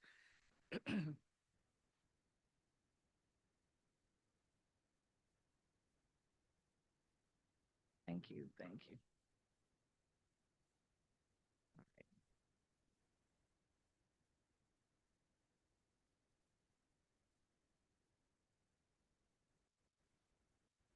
right, Ms. Bebo, we will start with you. And thank you for being here. Thank to you. the panel. Good afternoon, Chairperson Bonds, committee members, and staff. My name is Erin Bebo. I'm Vice President of Strategic Initiatives at CityWorks DC, a nonprofit focused on two inextricably linked goals. One, that DC's youth and young adults are prepared for, hired into, and succeeding in the city and region's good jobs. And two, that local industries are confidently relying on our local talent to meet their workforce needs. I'm also a Ward 6 resident and parent of 3 DCPS students. That was the appropriate reaction, Councilmember. I appreciate it. While we still have very far to go to make it the rule rather than the exception that our graduates of our city's education and training programs are employed in our city's good jobs, there are some bright spots that I'd like to talk about today in hopes that they can continue to be supported and even amplified. One, the city's career academies in our public and public charter schools are, if implemented with fidelity, doing an exceptional job preparing our students for college and career. Career Academy students are outpacing their peers in so many of the outcomes we care about: attendance, GPA, graduation, college going and completion. Behavior challenges are down. A few years ago at H.D. Woodson's IT Academy in Angelique Sykes' class, the students were working on survey apps they were developing for the Department of Veterans Affairs, a key industry partner of the Academy. The students were using their IT skills to build the app, their ELA skills to carefully write the content of the survey questions, and their math skills to analyze the survey outcome data. It was real. The students knew it, and it was preparing them for the real world. Their engagement was electric. I'm so glad to see the city's continued investments in these career academies, and I hope that they continue to hold high standards to ensure that they're implemented with fidelity. Number two is locally based companies, including Amazon, Accenture, and Enlightened Inc., have hired over 30 career-wise modern youth apprentices as a strategy to hire high school or college students to work while getting on-the-job training, aligned classroom experience, and post-secondary credit or industry certification. Apprentices work over the course of 1 to 3 years and learn while they earn. Apprenticeships are available now in 4 sectors: IT, business operations, finance, and healthcare. Apprenticeships are a win-win for all, a proven investment for companies, and a path to career success for students. We're excited to see the city's continued investment in apprenticeship. Number 3 is the higher local DC industry-led sector partnerships, which we co-convene with the Federal City Council. They were established at the request of local construction and hospitality industry leaders. And when I say industry-led, I mean it. They tell us, the industry leaders tell us their local talent pipeline priorities and challenges. The industry leaders propose solutions, and strategic partners, meaning government agencies, schools, universities, and training providers, are in support mode. The feedback loop these partnerships have established has been amazing. Industry leaders have articulated their specific expectations around job readiness. This has resulted in enhanced clarity among education and training providers in terms of what their candidates needed to be job ready.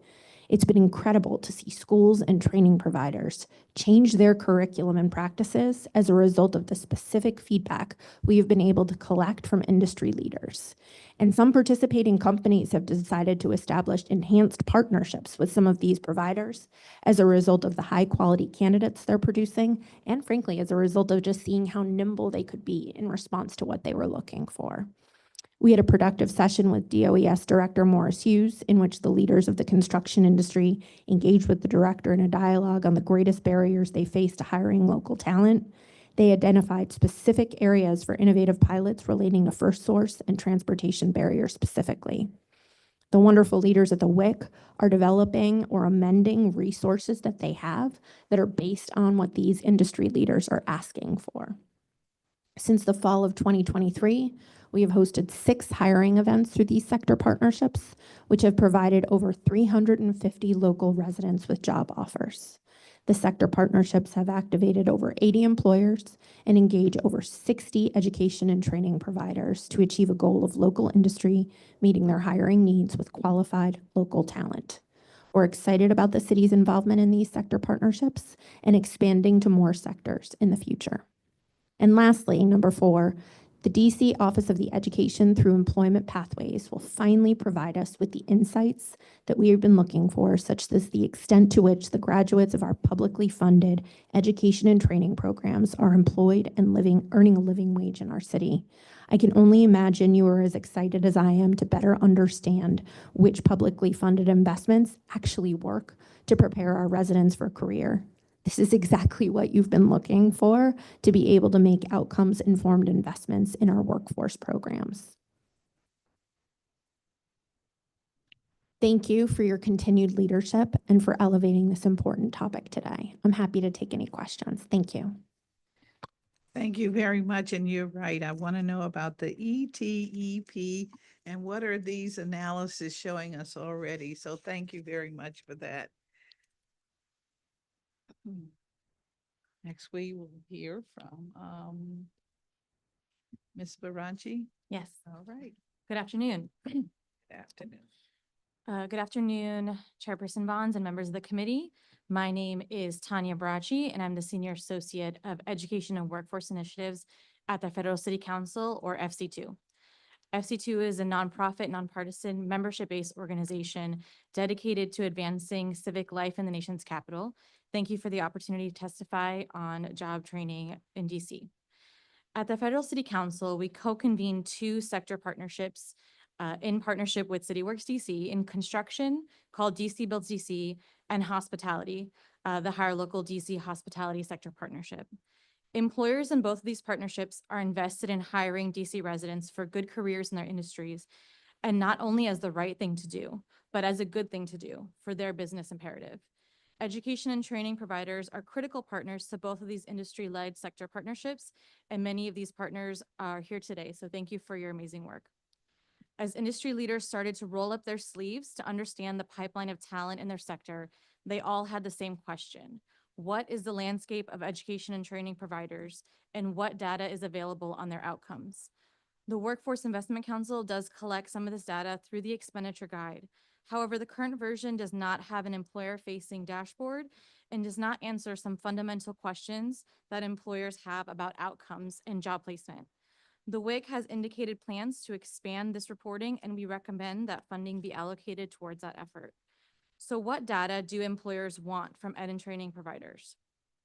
Employers want to know what is the training curriculum, length of training, certifications offered, and key skills and competencies taught in their industry. What are the program's enrollment numbers? Some of that information is available, but graduation, certification, and job placement outcomes by industry.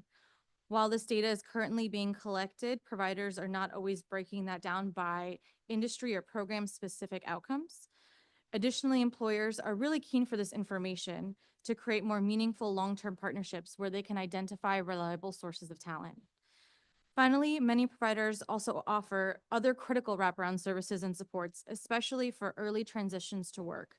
And clients and employers are often unaware of what those supports are.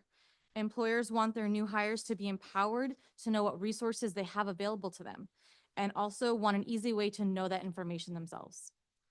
Through our sector partnerships, we have hiring events with our employers for their entry-level roles. When the hospitality industry approached us, the working thesis was that there was a connection issue. Essentially, they thought that there were interested DC residents and the talent was out there. They were just not getting connected to the employers. We soon found that was not quite the case. Candidates were not rated as job ready by employers in the industry, meaning they were not ready for these entry-level positions with little to no support. Of the over 200 original candidates, only 5% were rated as job ready by the employers. We then worked with the employers to institute a hospitality readiness rubric informed by their needs for providers to prepare and vet their candidates for careers in hospitality. And we found that their job readiness rating increased to over 90%. What we learned is that general career support is not enough from providers. Candidates need industry-aligned coaching and preparation to get those entry-level positions that will launch their career. The focus is not just on job placement, but on career attainment. Much of that has to do with the mindset and support the candidate receives, and how the employer would perceive their interest and commitment to the industry long-term. We now ask that providers in both construction and hospitality use this rubric to ensure their candidates are job ready for our hiring events. And we found that those that do have a higher offer rate from the employers. So overall, what we recommend is additional support around critical data collection on programming, candidate outcomes, and wraparound resources available to participants. As mentioned previously, the ETEP will do some great work on collecting early data outcomes. So what can we implement across multiple sectors to make sure that data is feeding into each other? This information should also be publicly available and broken down by industry so that companies can identify providers they want to partner with. Providers need to support candidates with industry-aligned skill readiness and vetting.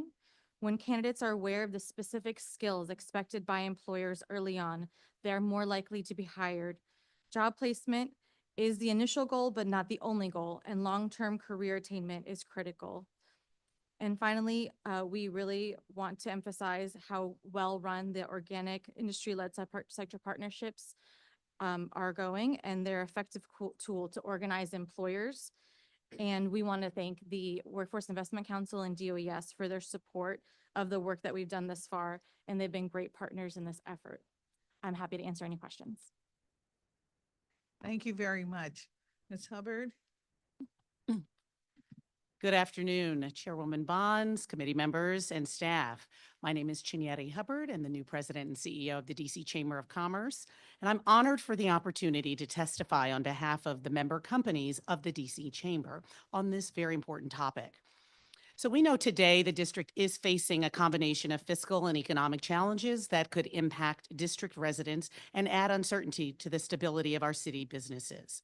They include efforts to cut federal funding for vital local commitments, as varied and critical as healthcare, public education, public safety, human services, and mass transit. Additionally, CFO Glenn Lee's most recent revenue estimates have been revised downward by $342 million over the 4-year financial plan, a projected result of reduced federal employment in our region. These risks are both immediate and profound, and we must take all necessary steps in short order to prevent them from materializing, or the capacity to adjust them if they do come to pass. The most immediate opportunity will come with the Council's work on the FY 2026 budget. We are facing a moment in which our policymakers need to thoroughly rethink a business-as-usual approach to our budgetary and growth priorities. So here are a few initiatives to consider. We should continue to focus our combined public and private sector efforts on revitalizing our downtown and surrounding neighborhoods. These include continuing to support the increase in existing abatements for our downtown conversions, reasonable exemptions to first source and TOPA requirements, and fulfilling our investments to support our own downtown and the Capital One Arena transformation. These combined efforts, if successful, will create new economic development opportunities and thousands of new jobs for our residents. We need to work to attract even more international direct investment in the district, creating business opportunities for more local hiring. We must work to support additional public investments in local infrastructure to accommodate facilities-based and wireless connectivity as well as e-commerce. These advancements will help to bring enhanced economic opportunities to all 8 wards, especially in our emerging communities. We should continue to promote targeted public sector grant and loan programs to facilitate district-based business startups, entrepreneurship, and job creation. And we should undertake an intensive process to assess the performance of our public agencies, especially those that directly impact the local business and employer community, identifying laws, regulations, policies, and practices that are ripe for streamlining and rationalization. We should not impose unnecessary burdens on district businesses, especially our small businesses and startups that create many of our new job opportunities. And finally, we encourage the Council to reach a consensus on the best ways to plan for and transition toward a more intentional process of evaluating current programs and identifying meaningful spending reductions. And on the job training and workforce development front, the Chamber's Workforce Development Committee is deeply committed to a resilient, inclusive, and future-ready workforce that meets the evolving needs of employers and empowers district residents with the skills and pathways to thrive. Over the past 2 years, our committee has focused on the following actionable strategies that foster workforce mobility, credential attainment, employer engagement, and equitable access to high-demand careers. The first one, employer-led training collaboratives. We've convened employer roundtables across various industries, including healthcare, technology, clean energy, construction, and hospitality, to identify core competencies in in-demand skills. These insights have informed the development of training programs that are aligned with industry needs and labor market trends. Career pathway and development support. In partnership with local training providers, community colleges, and workforce agencies, we've helped shape career pathway models that lead to industry-recognized credentials, apprenticeships, and job placement, especially for our youth, returning citizens, and underemployed adults. And we continue to provide policy recommendations and technical assistance to district agencies, including DOES and the Workforce Investment Council, to improve program accountability, performance tracking, and employer engagement. And public-private partnership expansion. Our committee successfully supported and expanded partnerships with employers to participate in job fairs, mock interviews, and mentorship initiatives, connecting district talent directly with hiring managers. And we're leveraging workforce analytics and employer feedback to identify workforce gaps and tailored solutions. Our recent Employer Workforce Needs Survey revealed trends in remote work, readiness, digital fluency, and soft skills as critical hiring factors. And looking ahead, our Workforce Development Committee is advancing several key initiatives, including unifying employers and educators and workforce stakeholders to share resources, reduce duplication, and coordinate training programs, champion our district Workforce Navigator pilot, which is designed to provide support for job seekers, navigating credentialing programs, wraparound services, and connections with our DC Chamber business owners. And then Youth Apprenticeship and Internship Pipeline, expanding our support for high school and college students with structured work-based learning opportunities that expose them to career possibilities with chamber business owners in high-growth sectors. And the ongoing federal workforce modernization, a response to the need for agility, innovation, and digital transformation in public service, prevents an opportunity. Skills over degrees, we're promoting skills-based hiring practices among our members. And just as the federal workforce aims to remove barriers, we're working to ensure marginalized populations in the district gain access to quality jobs. We are confident that together we can ensure the district's workforce is not only prepared for the demands of today and positioned to lead the future. We look forward to working with you, Councilmember Bonds, Mayor Bowser, and the entire DC Council in finding solutions for the city's future growth and investment. Thank you for the opportunity to testify, and I'm happy to answer any questions. Thank you. Thank you to the entire panel. I just have a few questions. They're very general. You mentioned, Ms. Hubbard, you mentioned in your testimony, number 4, we should continue to promote targeted public sector grant and loan programs. Can you be a little more specific? Do you have some particular grants in mind? Well, we are working with our agencies on some of those grants and loans currently, and our workforce committee meeting is actually planning to convene in the next week, and I will get a further update from them to get more specifics and present those to your committee. Excellent. Thank you very much.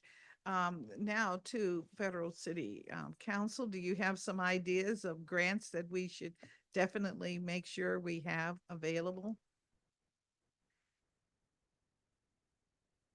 Yeah, if you press it, it turns red. There you Okay. go. Yeah, technology. There we go. I definitely wouldn't want to make a recommendation without some outcomes informed data in front of me. So overall, what I would say is that we want to make sure that money is being aligned to where jobs and industry need exists. So to the extent that we are able to show a through line from training to actual employer need. That's where we really should think about funneling money.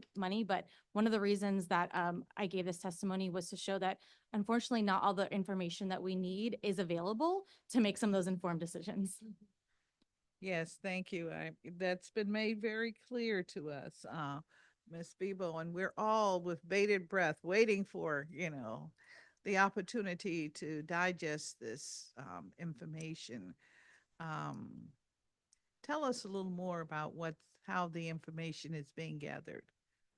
What are Sure. the sources? Sure. So, the wonderful executive director of the Education Through Employment Partnership, or Employment Pathways team, Monica Dodge, and her small but nimble team have been working with a number of city agencies to, for the first time, pull together data such that the city's leadership, its agencies, and eventually the public will be able to see a better through line that follows the resident along their education, training, and then ideally employment, retention, promotion, success outcomes. What we do not know now really is what those outcomes are for our city's graduates of education and training programs. We don't know if some education and training programs are doing better jobs than others. We don't know if the employment of our residents are in jobs that will allow them to support themselves and their families. Really critical information that we're all looking for that would allow us to prioritize and invest accordingly. Is this the same survey system, or I guess I'll say data collection system, that is tracking outcomes for our school graduates? For college, Well, from high school. so my understanding is that it pulls this data from OSSI and DOES and a number of other agencies. What I can tell you, I used to work at DC Public Schools. I used to lead their college and career work.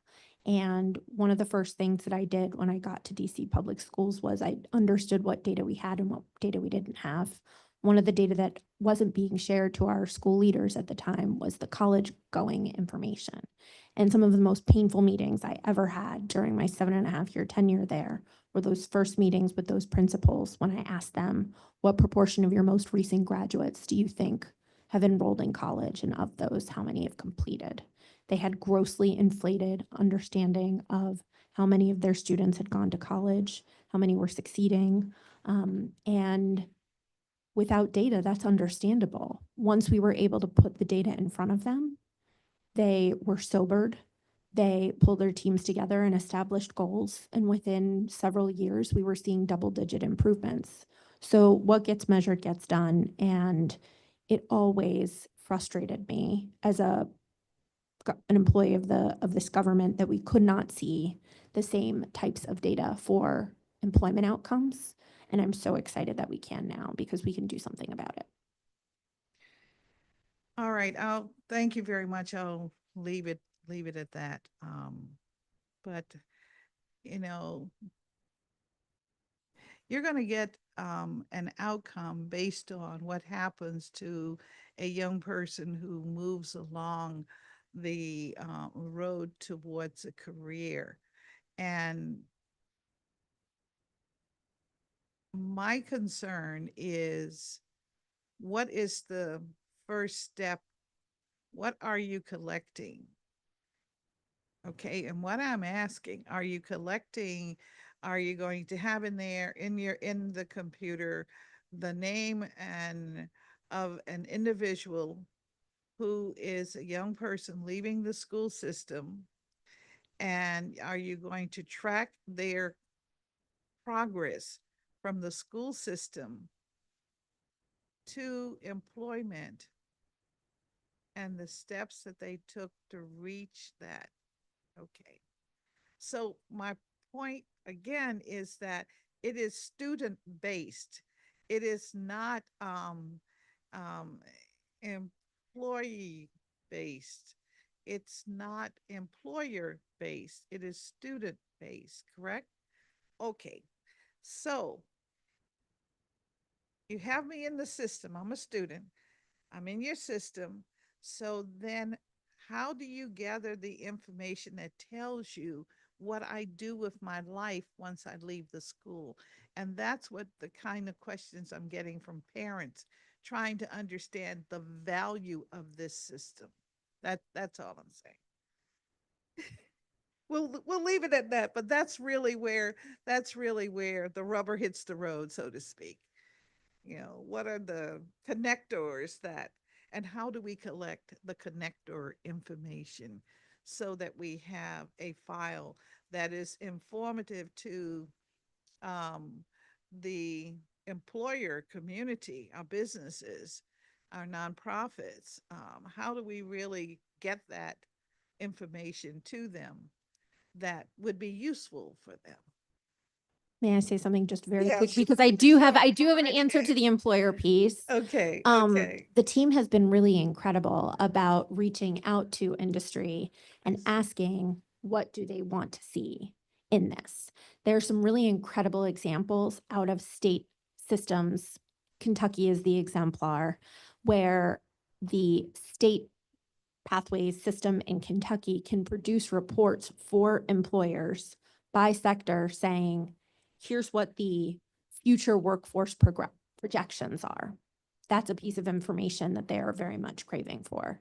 The second thing that it can show is if an employer is looking to make an informed decision about what school or training program or college they want to partner with, if they have sort of finite resources and time to do so, they're able to see what are the actual outcomes in terms of employment, in terms of certification. And so when we've put when we've made those connections, when we've had the sit downs between the employer groups and the ETEP team, the employers are very excited about the employer facing reports that they'll be able to see. Okay, and I think it's a great idea that they would be excited about that. I'm just trying to get to the raw data and understand, you know, how it's really going to work. You know, we do a lot of data collection in this small world of the District of Columbia, and so I'm just really trying to explore how it's really going to help our business sector. So thank you very, very much for that. And thank you very much to the panel. Thank you. We are going to quickly move to, let me see, do we still have that? Okay. All right, our next panel, Sean Drake from the Greater Washington Board of Trade. You've been very patient. Thank you very much. Mr. Derek Ford from the Washington Economic Partnership. Thank you very much. And I hope I'm not going to butcher this too badly. Zena Nova. Oh my goodness. All right. Thank you for being here from the Metropolitan Engineering Group. And we will begin when you're ready. We'll start with you. Sure, great. Chairperson Bonds, thank you for the opportunity to testify today on behalf of the Greater Washington Board of Trade. My name is Sean Drake, and I'm Vice President of Policy and Government Relations at the Board of Trade. We represent hundreds of employers with thousands of workers across the Washington region who rely on skilled, adaptable, and inclusive workforce to compete and who are committed to helping strengthen the workforce in the district and throughout the metro area. The federal government, long the backbone of our regional economy, is changing due to telework, digitization, automation, and agency consolidation. At the same time, thousands of workers are being displaced or restructured, many with valuable skills, but without a clear path forward. So we're facing a multi-sided problem: how to help people enter the workforce, how to help experienced professionals transition into new roles, and how to attract and retain the talent we need to compete. Solving this requires more than just additional training programs. It calls for a coordinated regional workforce system that connects people to jobs across jurisdictional lines. 2/3 of jobs in DC are held by Maryland and Virginia residents, and many DC residents commute outside the city for work. Increasing opportunity for DC residents and revitalizing downtown requires better access to talent and employment region-wide. Progress is being made. Virginia's G3 program and Maryland's EARN initiative are aligning training with in-demand jobs. DC's Infrastructure Academy is also helping residents build skills for the energy and transit sectors, but greater policy alignment, data sharing, and cross-border coordination are essential to scale these efforts and strengthen the region's economic future. Here are 5 ways that we believe the district can help lead in FY26 and help build a workforce system that reflects how people live, work, and move across the region. Number 1, support a regional data-driven workforce strategy. Our region lacks a shared real-time understanding of workforce supply and demand. Such a baseline would allow us to align efforts, avoid duplication, target investments appropriately, and measure progress consistently.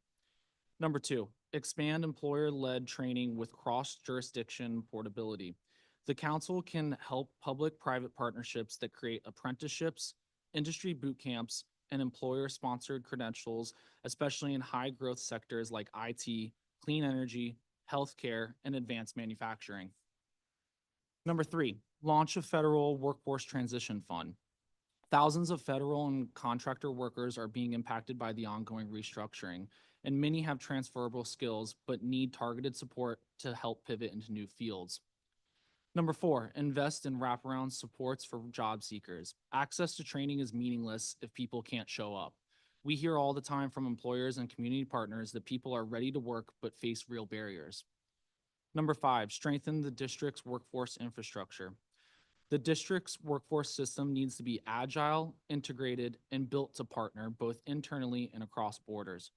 We encourage the council to break down silos between workforce, education, economic development, and human services, and between the district and its regional peers. In conclusion, the workforce challenges we face don't stop at jurisdictional borders, and our solutions can't stop either. The district has an opportunity to lead by modeling effective regional collaboration that connects employers, workers, and opportunities across boundaries. Let's build a workforce system that reflects how people actually live and work across the region. Thank you for the opportunity to testify today.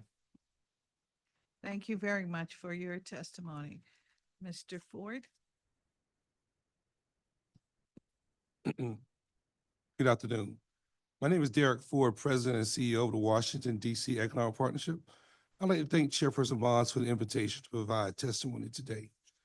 Workforce development is incredibly important to the partnership and is a critical part of our city's economic development efforts. Our workforce is one of the greatest assets when it comes to attracting business. The district is consistently ranked as one of the top cities in the nation for our talent. CBRE ranked us #1 for the concentration of cybersecurity talent, and #3 in life sciences talent. And we've seen the job market recognize and respond to that immense talent. Forbes named Washington, D.C. the #1 place to start a tech career. And a recent report showed D.C. has the second most AI jobs on the East Coast. Access to that incredible talent is one of the top reasons businesses choose Washington, D.C. In the mayor's comeback plan and the McKinsey report, targeted growth sectors include education and research, consulting, communications and design, hospitality, tourism, entertainment, life sciences, and tech. As a city, we're leaning into our identity as a hub for technology and innovation. Mayor Bowser recently launched a $26 million DC venture capital program. The DC Tech Meetup Week was named Program of the Year, and Target Technology equaled Targeted Industries for the Vitality Fund. Washington, DC Economic Partnership specifically is also embracing technology and capitalizing on one of our greatest strengths. Last year, we attended London Tech Week, and we'll attend it again this year. Our work with the DC Department of Employment Services is critical in these efforts. We're actively collaborating with DOS on a number of initiatives, but specifically within the cybersecurity space. Our goal is to attract leading firms in this rapid growing industry to Washington, D.C., creating a vibrant ecosystem that will not only support businesses, but also provide meaningful job opportunities for our residents and our youth. By connecting these firms with our local talent pool, we aim to ensure that DC residents are well prepared to fill these high demand positions, ultimately fostering a stronger, more resilient workforce. As we look to the future, it is essential that we strengthen our partnership with educational institutions, another one of our greatest assets, businesses, community organizations, and double down on our investment in our workforce. Investing in our workforce is not just about creating jobs, it's about fostering economic resilience and ensuring that all district residents have an opportunity to thrive. Together, we can build a robust pipeline of talent that not only meets the demands of today, but also prepares us for the challenges of tomorrow. Thank you for your time and dedication to this critical issue. I look forward to working together in the future. Thank you very much. Next. Thank you very much. Good afternoon. Thank you very much for the opportunity to speak today. My name is Zuzana Bujnova. I am the General Manager of Metropolitan Engineering, a consulting engineering and construction management firm with a over 80-year history in Washington, D.C. It is safe to say that every third building in Washington, D.C. has been touched by our firm, and our longstanding history goes as far back as designing the first HVAC system for the Union Station. It is very critical for us to identify and partner with partners like Build Within, a training provider for technology apprenticeships, as well as Department of Employment Services. We, as many employers in the Washington, D.C. area, face challenges with finding skilled talent, not just in engineering and construction, but also need individuals to be skilled and enter positions in professional roles to support our mission. We identified skills in technology, specifically for engineering and construction, that together with the help of Build Within and Department of Employment Services, we were able to identify an individual named Salvador, who was a DC resident with no prior experience, no steady job, and no aspiration for college. Through using this program, he was participating in a targeted training program led by Build Within in collaboration with the OES. And he was placed in an entry-level position with our company. He was very successful. He picked up skills very quickly and started to contribute from day one. Salvador, 2 years later, is still with us. He is continuously striving to exceed the expectations. And he has earned multiple promotions and is a key member of our project management team.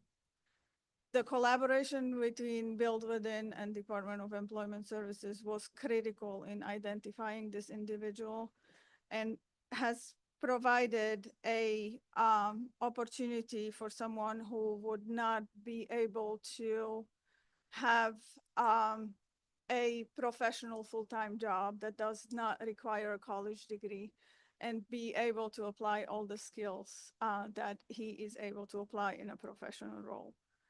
Salvador's story proves that employers can confidently hire for professional roles, even when candidates do not have prior experience and are able to fulfill the expectations of the job. It would not be possible without the collaboration with the OES and Build Within. And I am here to say and testify that Salvador is not the only one who is a DC resident that has grabbed this opportunity and turned it for a successful professional career for himself. It would not be possible if we as an employer, we would not have access to all of these training programs and through apprenticeship programs to provide these individuals with these opportunities. Thank you very much for the opportunity. Thank you. Thank you to the entire panel. What I get from a lot of your testimony is that you feel strongly we need to have a coordinated opportunity so that all of those who are interested in upward mobility, those that are trying to be entry level, that they will find their way. And one of the things that I heard loud and clear is that this coordinated approach should be effective for perhaps even the region. I think the Greater Board of Trade brought that point out, that it should be more thinking more regionally than just the District of Columbia. We always start with home. And so starting with home, we're very anxious to have all of these programs linked in some fashion so that it's easier to find the programs, quite honestly.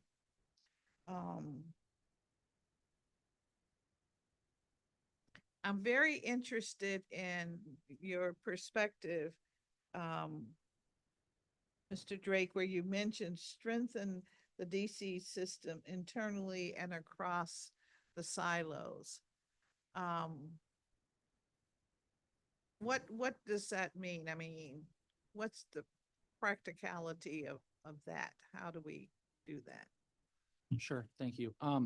I think that, there, over communicating isn't a problem. I think that, tracking skill gaps, aligning training programs, ensuring that we're meeting the demands of the ever-changing workforce, as well as sharing data as much as you can with regional employers, agencies, elected officials, just as much data sharing as we can to ensure that as we are going through this process and this transformation for the district, that all entities are at the table. Mr. Ford, your economic partnership. So you're already in these systems. What do you think about that? Do you see the potential, the likelihood that we'll all come together, the training community, the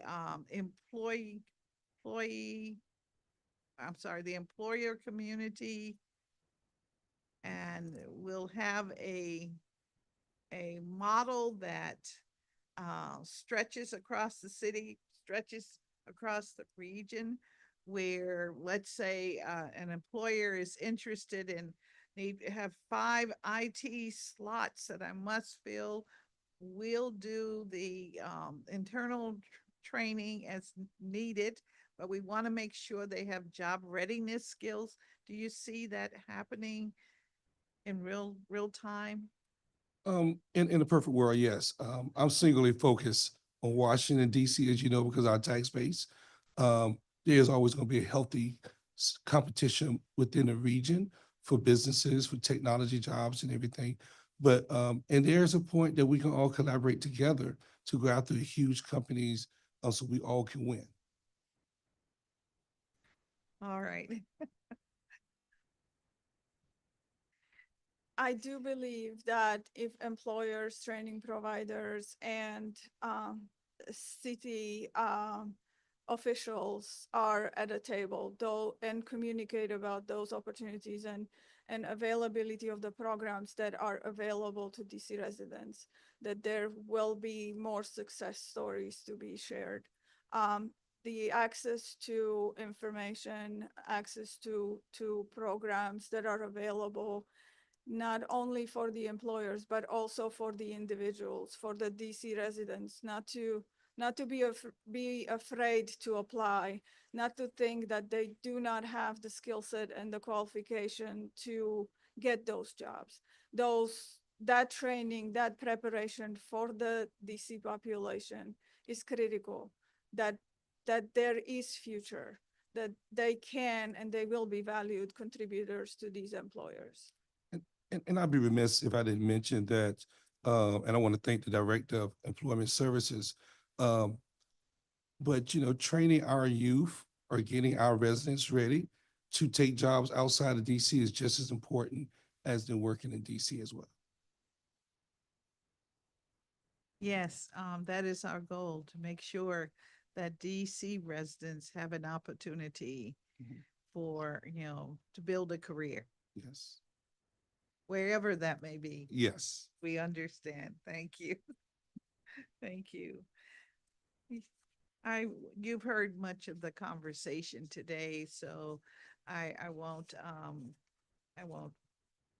take up too much more of your time talking about those things. We talked about healthcare, we've talked about IT. Those seem to be areas that most of our trainers are focused on, and healthcare in particular, IT in particular. And I've heard a little bit about HVAC systems, which every building has. So that's really exciting to know that we're moving into that. There's the issue of needing electricians for construction. I mean, there are an array of occupations, so to speak, that individuals in our community could be trained for. An array of engineering. I've come from an engineering family, so I know a little bit about that. My point is, there are so many occupations. The question is, should there be a catalog of all of the occupations that we're training for in DC/region that is accessible by the general public? Or is that too much information at one time? Councilman, I don't think it's too much information. I think the Department of Employment Services has that information or can easily obtain it, especially through unemployment, like where do you work, what type of jobs, what type of skills do you have? Maybe that's a question they can align themselves with.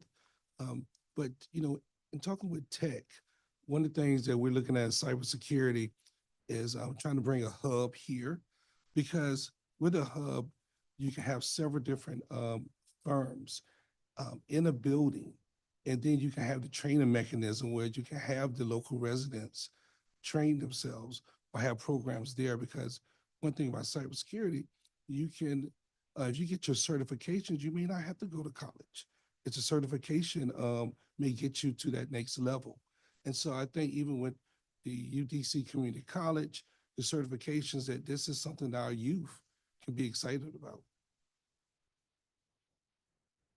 All right. Yes. If I may, I would maybe suggest turning it around. And instead of a catalog of all occupations out there, I would catalog the skill set, the true skill set of the individuals, and start there. Because we can train and skill and have these imaginary occupations, but if these individuals are not able to hold those jobs, then it's not going to work. What worked for us was to identify the skill set as an employer that we needed and identify the number one skill set of the individual to start. And then we built on making it what we need it to be. So are you envisioning a skill set directory that is developed by the employer as to what they're looking for? And from that, individuals could view it and then say, well, I've got this, I've got that. I have 8 of the 9 or 8 of the 10, and therefore reach out to the prospective employer. Is that how you're seeing that Yes, work? but also identify the skill set that the individuals seek. If someone wants to be an HVAC technician or wants to be a building engineer, if they can define that path, the career path that they want to go. And this starts as early as in school, where the schools would help or the training providers would help bring these individuals, either young adults or career changers, to explain to them, okay, when you get to the real job and this is the skill set you will be needing, is this what you really want? And this is the profession that you really are going to. So then if I'm in the 8th grade and I've decided I've got to be a nurse. Okay, I want to be a surgical nurse. Okay. So at that level, there'll be some indication of the kinds of skills that I need to learn in order to be moving in that direction, so that when I leave, let's say high school, I'll know that, college track is here. Certificate program is there. And I will have an opportunity to choose. Something like that, yes. Okay.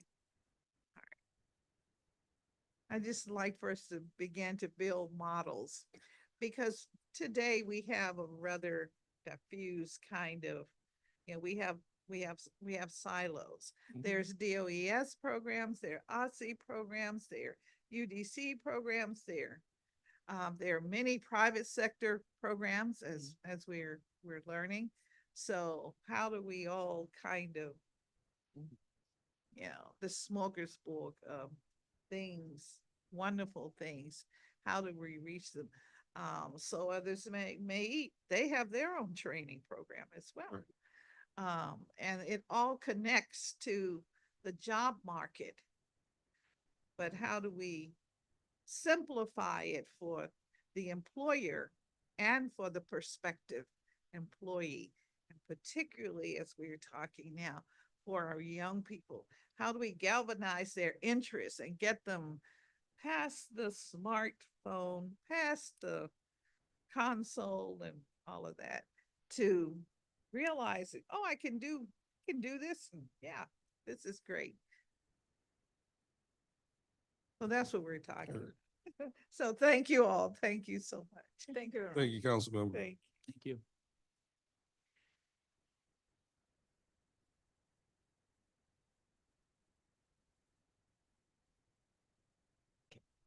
So our next panel.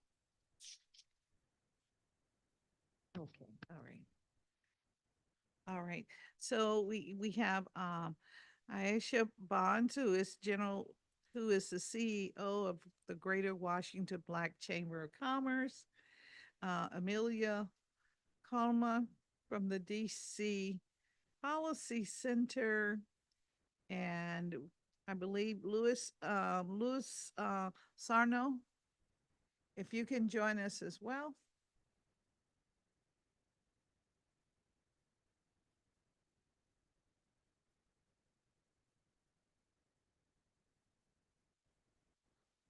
And Ms. Bond, will take your testimony when you're ready. Okay.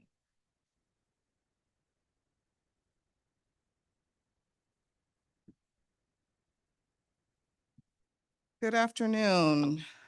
Good afternoon, Madam Chair.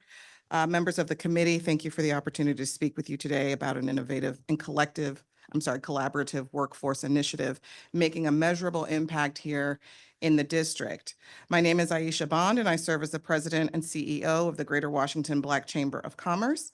As the leading voice for Black business in the district, the Chamber champions the growth and success of Black-owned enterprises by expanding access to capital, networks, training, and the strategic resources required to thrive in today's economy.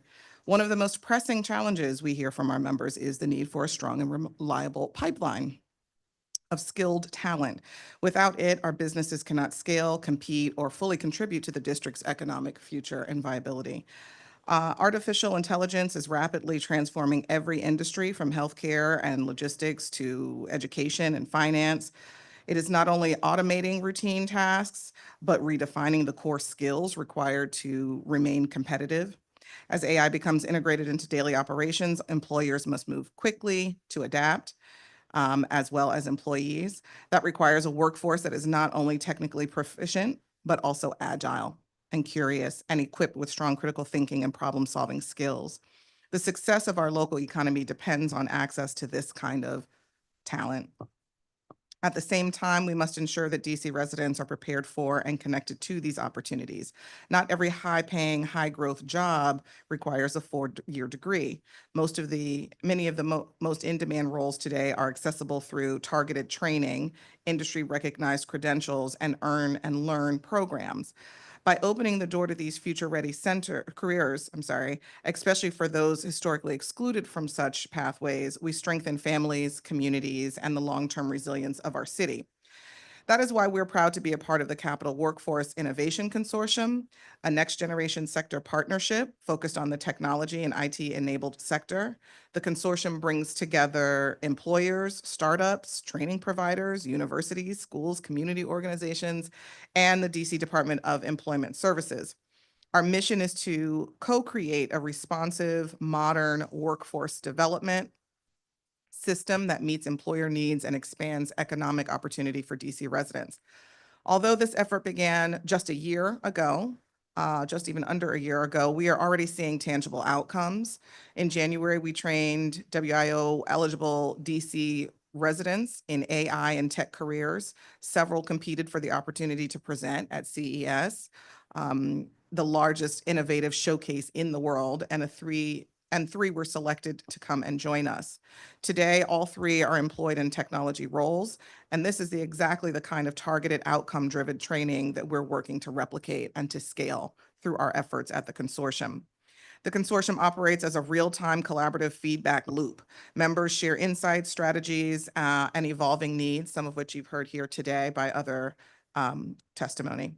Tech entrepreneurs identify emerging skill gaps, and training providers respond by adapting programs accordingly.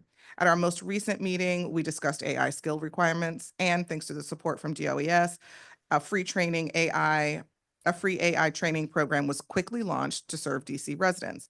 That kind of fast-paced, practical response is only possible when employers, educators, and government leaders are all working together in the same room. We are also fortunate to have the active participation of the director of DOES and senior leadership. Their presence at our meetings allows us to share ground level insights and help shape workforce strategy and implementation in real time, again, ensuring alignment between what employers truly need and what residents can actually deliver. The future of work is no longer a distant conversation. It is here, and it demands real collaboration and real action and coalition building. The workforce is certainly ready for that, and so are we at the Greater Washington Black Chamber of Commerce. Thank you again, Madam Chair and the committee, for your leadership and for the opportunity to testify today. Happy to answer any questions. Thank you very much for your testimony. Ms. Kamla? Good morning, Chair Bonds. My name is Amelia Kalma, and I'm the Director of Research and Policy at the DC Policy Center. We're an independent, nonpartisan think tank advancing policies for a strong, competitive, and vibrant District of Columbia. The district offers a lot of job training and placement initiatives, which allow employers to mentor and hire candidates as they gain proficiency in certain skills. And while these programs provide a lot of valuable opportunities, there is a need for a comprehensive evaluation to assess their impact on long-term employment outcomes and wage growth. The Workforce Investment Council tries to do this. Every year they publish the expenditure guide. It details 85 job openings and placement programs with 500 activities and 24 agencies, costing a total of about $208 million. The analysis, though, is it's missing a little data, but it shows that there's 67,000 residents that participated, 74% of which complete the programs, but only 4,000 participants find jobs. It's about 6%. And further, while about 39% of the government-funded opportunities offer credentialing, only about 2,500 participants actually earn those credentials. And so, well, and furthermore, there's no systematic tracking of the life and career outcomes of those participants, including long-term employment and wage and salary earnings. There's been an increase in job openings since the Great Recession, and many unemployed DC residents struggle with securing employment. This suggests a mismatch between the skills offered by job seekers and those demanded by employers, underscoring the necessity for training programs that are closely aligned with the current labor market. We've done work at the DC Policy Center on workforce. We've seen persistent disparities in income, education, and employment outcomes between people born in DC and those who have moved here from elsewhere. For example, we found that young adults born in DC earn $37,000 less per year than their non-native peers, which is linked to types of jobs as well as employment levels. Unemployment for DC-born young adults is at 23% compared to 3% for non-native residents. And educational attainment plays a role in this because although most jobs in DC require a bachelor's degree, only 24% of DC natives have a bachelor's degree or higher compared to 77% of non-native residents. And this all flows into labor force participation. So in the last 15 years, labor force participation for those without a high school, well, for those with a high school degree or less, and for non-white residents has actually declined by about 10 percentage points. And Black residents consistently made up the majority of those who were out of the labor force. Additionally, about a third of DC residents who are unemployed have been unemployed for over 6 months. And primarily this has affected Black residents who make up 67% of the unemployed and over 80% of those who've been unemployed for more than 6 months.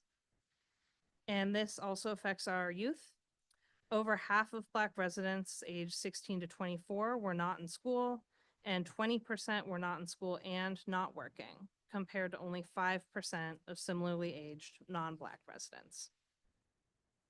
These disparities highlight structural barriers to employment and barriers that go beyond individual effort and reflect deep inequities in access to quality education, jobs, and support systems. They suggest that the populations who could benefit the most from our quality employment programs are not benefiting as much as they could from the district workforce programs. And so we have some recommendations on ways to start to improve this. First is to enhance data collection and transparency. Right now in the DC code, there is mandated quarterly reporting on job training outcomes. And while there's increased interest on what could improve employment and career outcomes, we don't have the detailed reporting on this salary, wage data, and other information to know which programs are working and whether or not they're accessible. This information could be connected through a system such as our Education Through Employment data system, which you have already heard about today, and the blueprint to which I've linked in my testimony. Second, we should invest in effective training programs. We should adopt the training initiatives that have proven effective at increasing earnings and employment, especially for individuals without four-year college degrees. Data on employment show that individuals without a college degree are less likely to be in the labor force, more likely to be long-term unemployed. And our survey data on over 1,000 students has shown that within training programs, access to early career outcomes, such as work-based learning, career exposure, career counseling, and employer connections, has significantly boosted earnings. Adults who had access to those systems were making on average 64% more than those who did not. And the effect was most pronounced for those with associate's degrees or certifications. Third, we should foster an inclusive workforce development system, implementing strategies to reduce racial disparities and workforce outcomes. And in that, we can consider place-based job training programs that target high unemployment neighborhoods. And fourth, we should strengthen our employer partnerships, collaborating with local businesses to design training curricula that meet current industry demands, ensuring that program graduates possess skills that are directly applicable to the job market, and ensuring that job training initiatives have direct links to employers to facilitate job placement after people have graduated. Thank you for your time and commitment to the issue. Thank you very much for your testimony. Yes, Mr. Sano. Yes. Honorable Chairwoman Bonds and distinguished members of the committee, thank you for the opportunity to testify today. My name is Luis Sarno. I am a DC resident of Ward 6 and a graduate of DC Public Schools and a software engineer at Build Within. I am here to share my story. Before discovering the Department of Employment Services and Build Within in 2023, I was feeling pretty lost. After graduating high school in 2015, I bounced between jobs from a barista to a mover. They were honest jobs, but the low pay and deep down, I knew I wanted more. I didn't have a college degree, and for a long time, I felt stuck. Then 2020 hit, and everything got worse. The pandemic took a huge toll on my mental health. I was dealing with a lot of depression, and because I live with immunocompromised family members, I stayed indoors almost the entire time. I didn't go outside for nearly 3 years. It felt like my life was passing me by. In 2023, I started looking for ways to change my situation.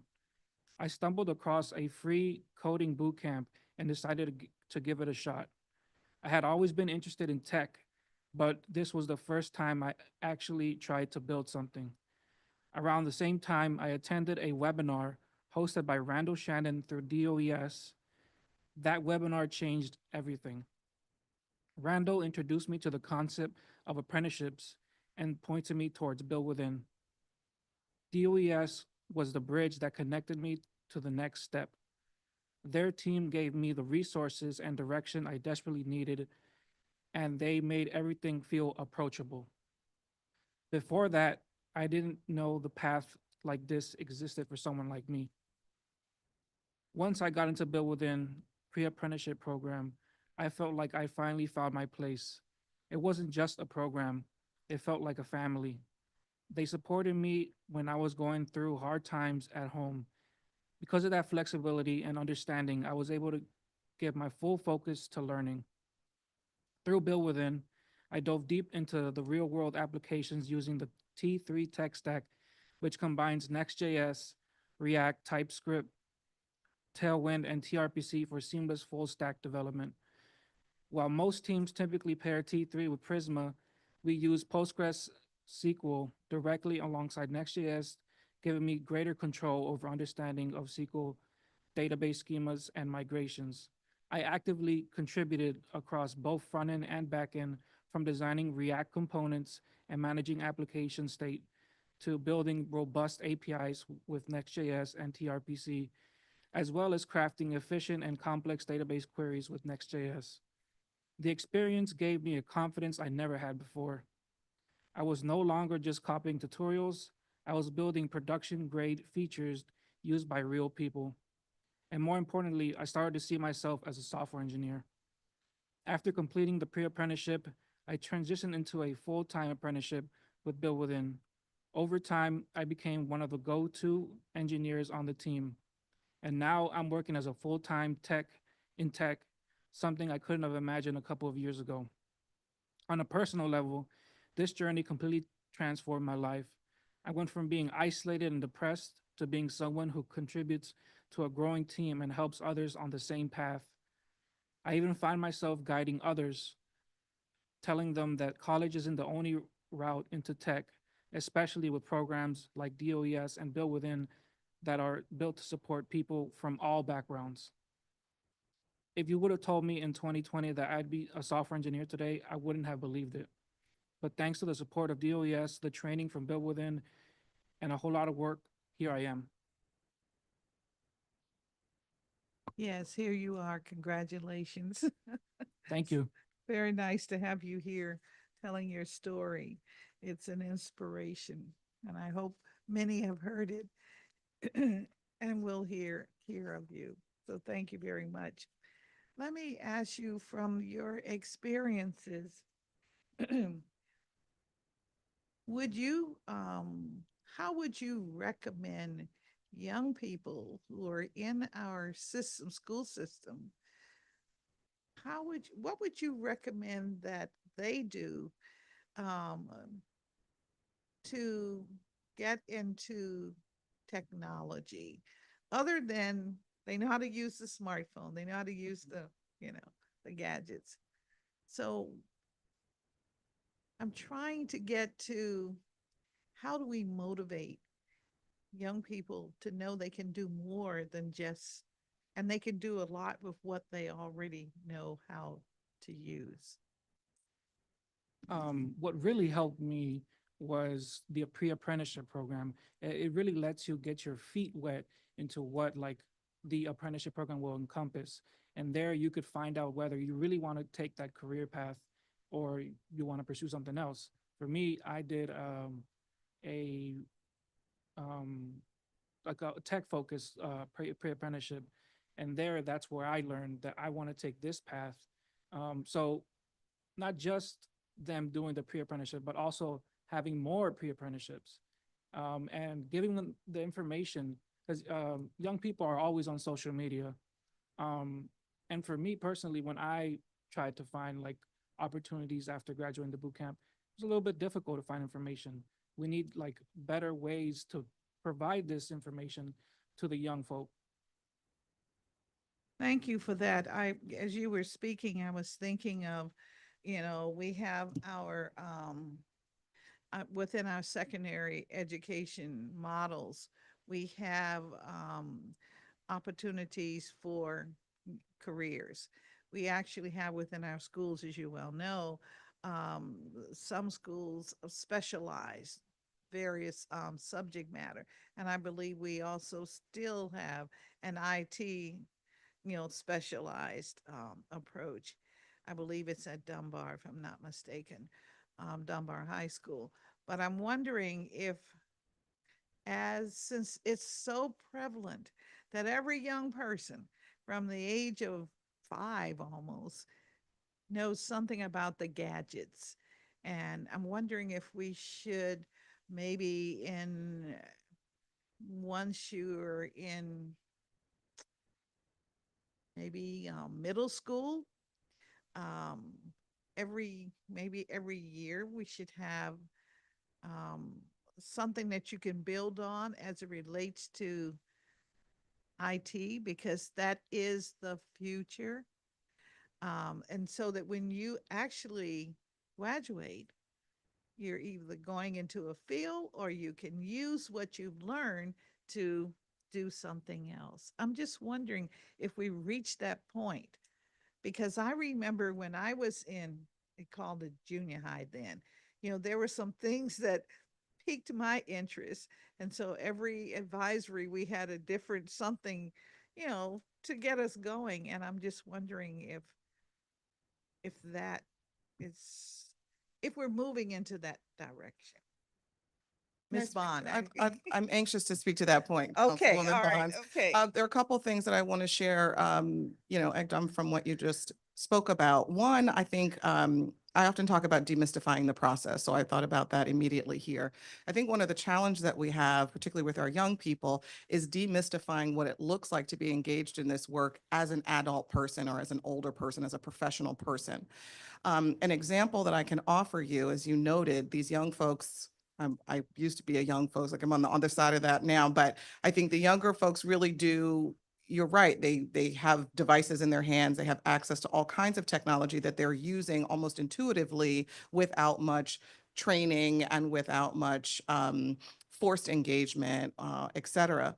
I was told the other day by a tech company that I happen to be speaking with that they utilize the same technology that is used in Fortnite gaming for their programming and to do all of this wonderful graphing and this really fancy and sophisticated stuff that they do. And it occurred to me that if young people could bridge the gap between something they're already doing, that they're already interfacing, and recognize what it looks like for that skill to translate in a professional context, I think we could actually find some resolve in, on some level in filling this gap. There are obviously other gaps, but that's one thing that I think we could be focused on, the visibility, how we market the techniques and the skills. I agree with you. I mean, I just think that we, every month, every week, we are further and further away from the mark, you know, where we want our society to be. And I'm just trying to think of how can we move more towards where we want to go and bring our young folk along with us. So that was my concern. So thank you for doing what you're doing. We ought to market you and take you around and talk to. Most definitely. No, this is big stuff. And I mean, there are many like you. I've heard of many others who have made a determination they wanted to do this, you know, as a career, and they move forward. It's just how do you really motivate, you know? And I think Ms. Bond is onto something when she says show the connector between what they already are able to do and what have you. So that is, Ms. Colma, I wanted to, I don't have your testimony, so we will get that, I'm assuming.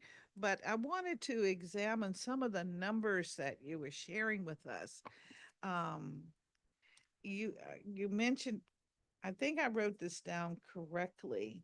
You're saying DC born individuals earn less than non-native. And I believe you said, am I correct? Is that okay?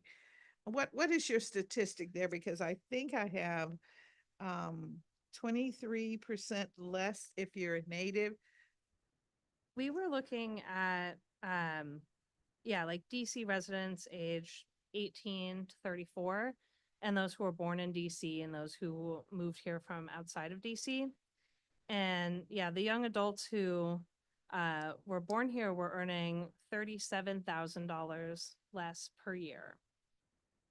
And so, and then the 23% I had was about unemployment. So the unemployment rate for those same young adults who were born in DC is 23%, compared to 3% for people who were born outside of the district and moved here.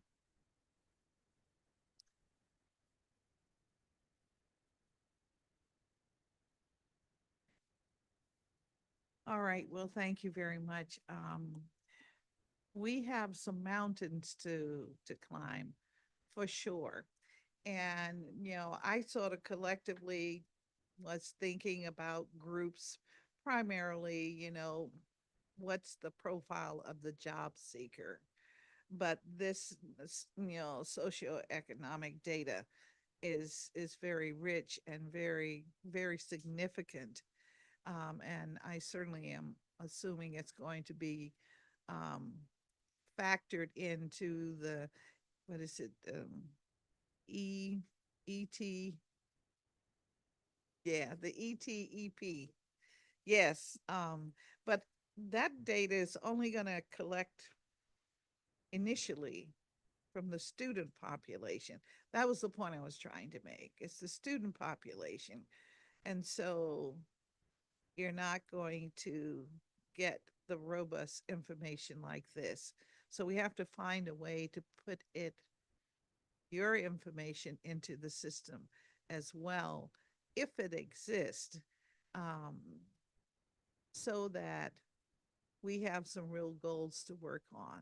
And knowing that this data system will be, I guess, live to some degree, at least it's something that we can work on an annual basis.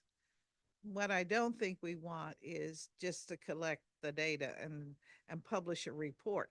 If this isn't a living thing that we're going to work on, like Lewis, we want to make sure that we're making more Lewis. That's what we want. And it has to be a mechanism that is that we can utilize throughout the government. Anyway, I thank you very much for spending time with us today. And again, I look forward to making sure we get all of your testimony. Oh, all right. I was tap dancing because we had a few folk who were online who had, we now have them back. Okay, so now we can move forward. Thank you. Thank you very, very much. All right.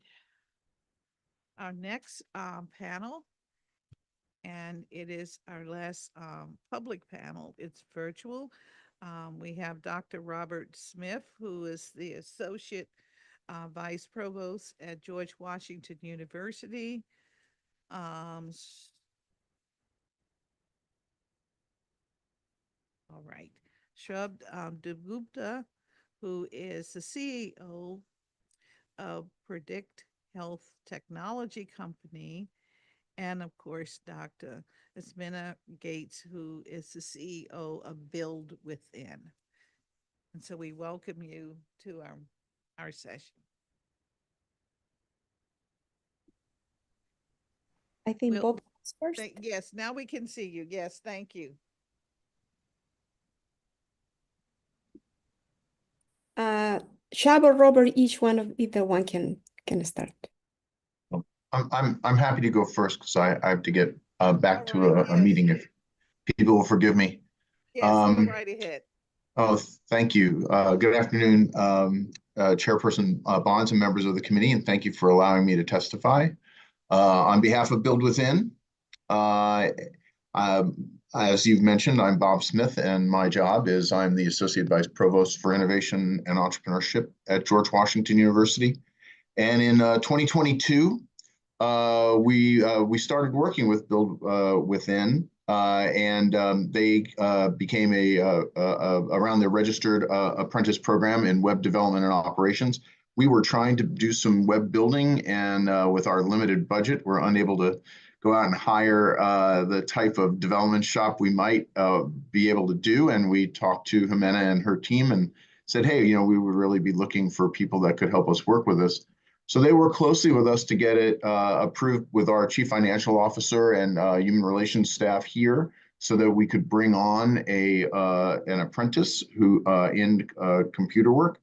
We were very happy to get someone named Ryan, who's still with GW. He came to us and helped us put together the initial parts of our project. He ultimately got a full-time job here at GW and now supervises more persons here than me. So he's doing quite well at the university. Subsequently, working with Jimena and her group, we were able to bring in 2 additional ones who are still with us now. They started as part-time apprentices, went through the training that they get through Build Within. And right now, one of them is running our website and took the work that Ryan had started, and Wince now has turned that into a really first-class operating shop. And he was a very young man, straight out of college. Mohammed, who came to us through Build Within as well, started. He was part of the, I guess it's out of school youth program. And when he came in, he started just as a sort of part-time apprentice, and now he's running, he's our associate for doing program operations here and also with a full-time job. And he's enrolled as a student here now at GW. So, and these are folks from, I know one is from Ward 7 and another's from Ward 8. These are people that we've met through Build Within. Who've become a real integral part of what we do. It's funny, Ryan still comes down and sits with all the rest of the group. So we're all one big happy family, even though he's not directly reporting to me anymore. And, I just want to speak in favor of how great I think Jimena's program is and how much it's meant to us. And we've been very grateful for the association. So thank you. Thank you very much.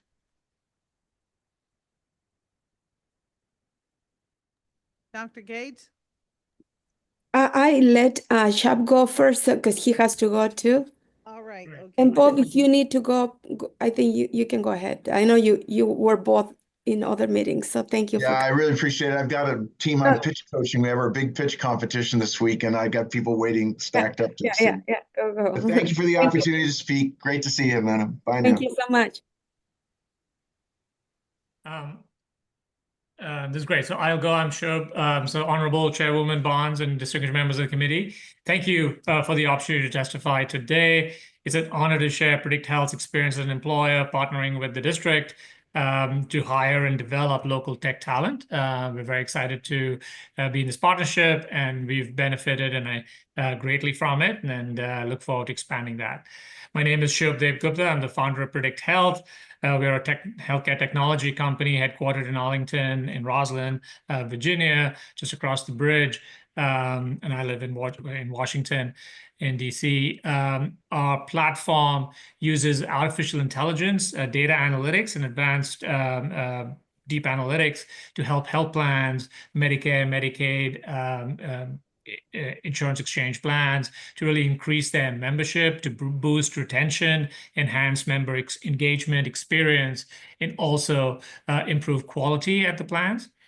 Specifically, we support Medicare Advantage dual eligible members that are members who are both in Medicare and Medicaid, and are expanding into the ACA markets as well. And what we do is we identify at-risk members, improve target engagement, outreach. We manage aspects of feedback that plans are supposed to collect. They're called enrollee advisory committees or advisory groups, really capturing members and provide that member intelligence back to plans to help them grow. We help meet CMS compliance needs and amplify member voice. It's a key part of plan benefits and plan offering, and an integral part of how they work, and very excited to be offering that to a large number of plans across multiple states in the country. In 2023, Predict Health partnered with Build Within and the DC Department of Employment Services to create a registered apprenticeship pathway for low-income DC residents without prior tech experience or college degrees. Through the apprenticeships, employers like Predict Health, like us, and others, we hire individuals and provide immersive on-the-job training. It's really a true earn and learn model, really upskilling and integrating individuals into the corporate world. Under this partnership, in 2023, we successfully hired we first hired 2 apprenticeships from Build Within's Out of School Youth Program that was funded by the DC Department of Employment Services. Even though hiring apprenticeships at that time, apprentices without traditional experience or credentials was seen as risky by many employers. We had a great partnership with Build Within. We're committed at Predict Health. We were then, and we continue to be, to invest in local talent. In addition, Build Within at that time identified candidates, and they still do, with exceptional potential, motivation, and readiness to learn. And I'm happy to share that both those individuals successfully completed their year-long apprenticeship program, as well as, and we're very excited about this, they were promoted to more advanced roles within the organizations and have become valuable, integral, and thriving members of our team. Building on the success, we recently hired 2 additional DC residents from the latest Build Within training. So really expanding our relationship and partnership here, and we expect to do so and continue to do so in the future. This apprenticeship model we found is to be very powerful, and it's powerful and precisely because it provides an accessible entry point into the tech industry and the data analytics AI industry, which is one of the fastest growing but really highly challenging fields to enter without established credentials or networks or degrees for that matter. Breaking into tech today, as you look around, is very competitive, not just locally. They're competing outside the state, outside the country, and that's a challenge. And typically it favors candidates who are well-connected, highly credentialed, a lot of past experience. And we see Bill Within has really delivered this program. The apprenticeships really help address those challenges and gaps and needs of employers, and help with local talent as well. Yet once what we've found is once individuals enter, the opportunities for career advancement and upward mobility are pretty significant in fast-growing plans, especially in the industry, like in both in healthcare, in AI, in technology, and especially is impactful in our industry. And we see this given the locus of attention of healthcare in this area, data analytics in this area, and technology in this area. It's a massive growth opportunity here. Our partnership with Build Within and DOES has made this all possible, and we're very thankful and grateful for that. Build Within's apprenticeship management platform really simplifies the experience for us as employers, for both the employers, and we know for the apprentices as well, provides a valuable structured training, timely structured training, compliance oversight, and ongoing support for individuals as they grow and they build their skill sets. DOES ensures these opportunities remain accessible to DC residents, creating a model private-public partnership that generates measurable outcomes for businesses and workers alike. At Predict Health, our mission has been and continues to be to extend beyond building innovative technology. We also strive to build teams. Our company culture is very strong. We look to build these teams that represent a diverse community that we serve, and the plans we serve and the clients we serve. Apprenticeships allow us to do that and allows us to achieve both these objectives simultaneously, as well as build a thriving business.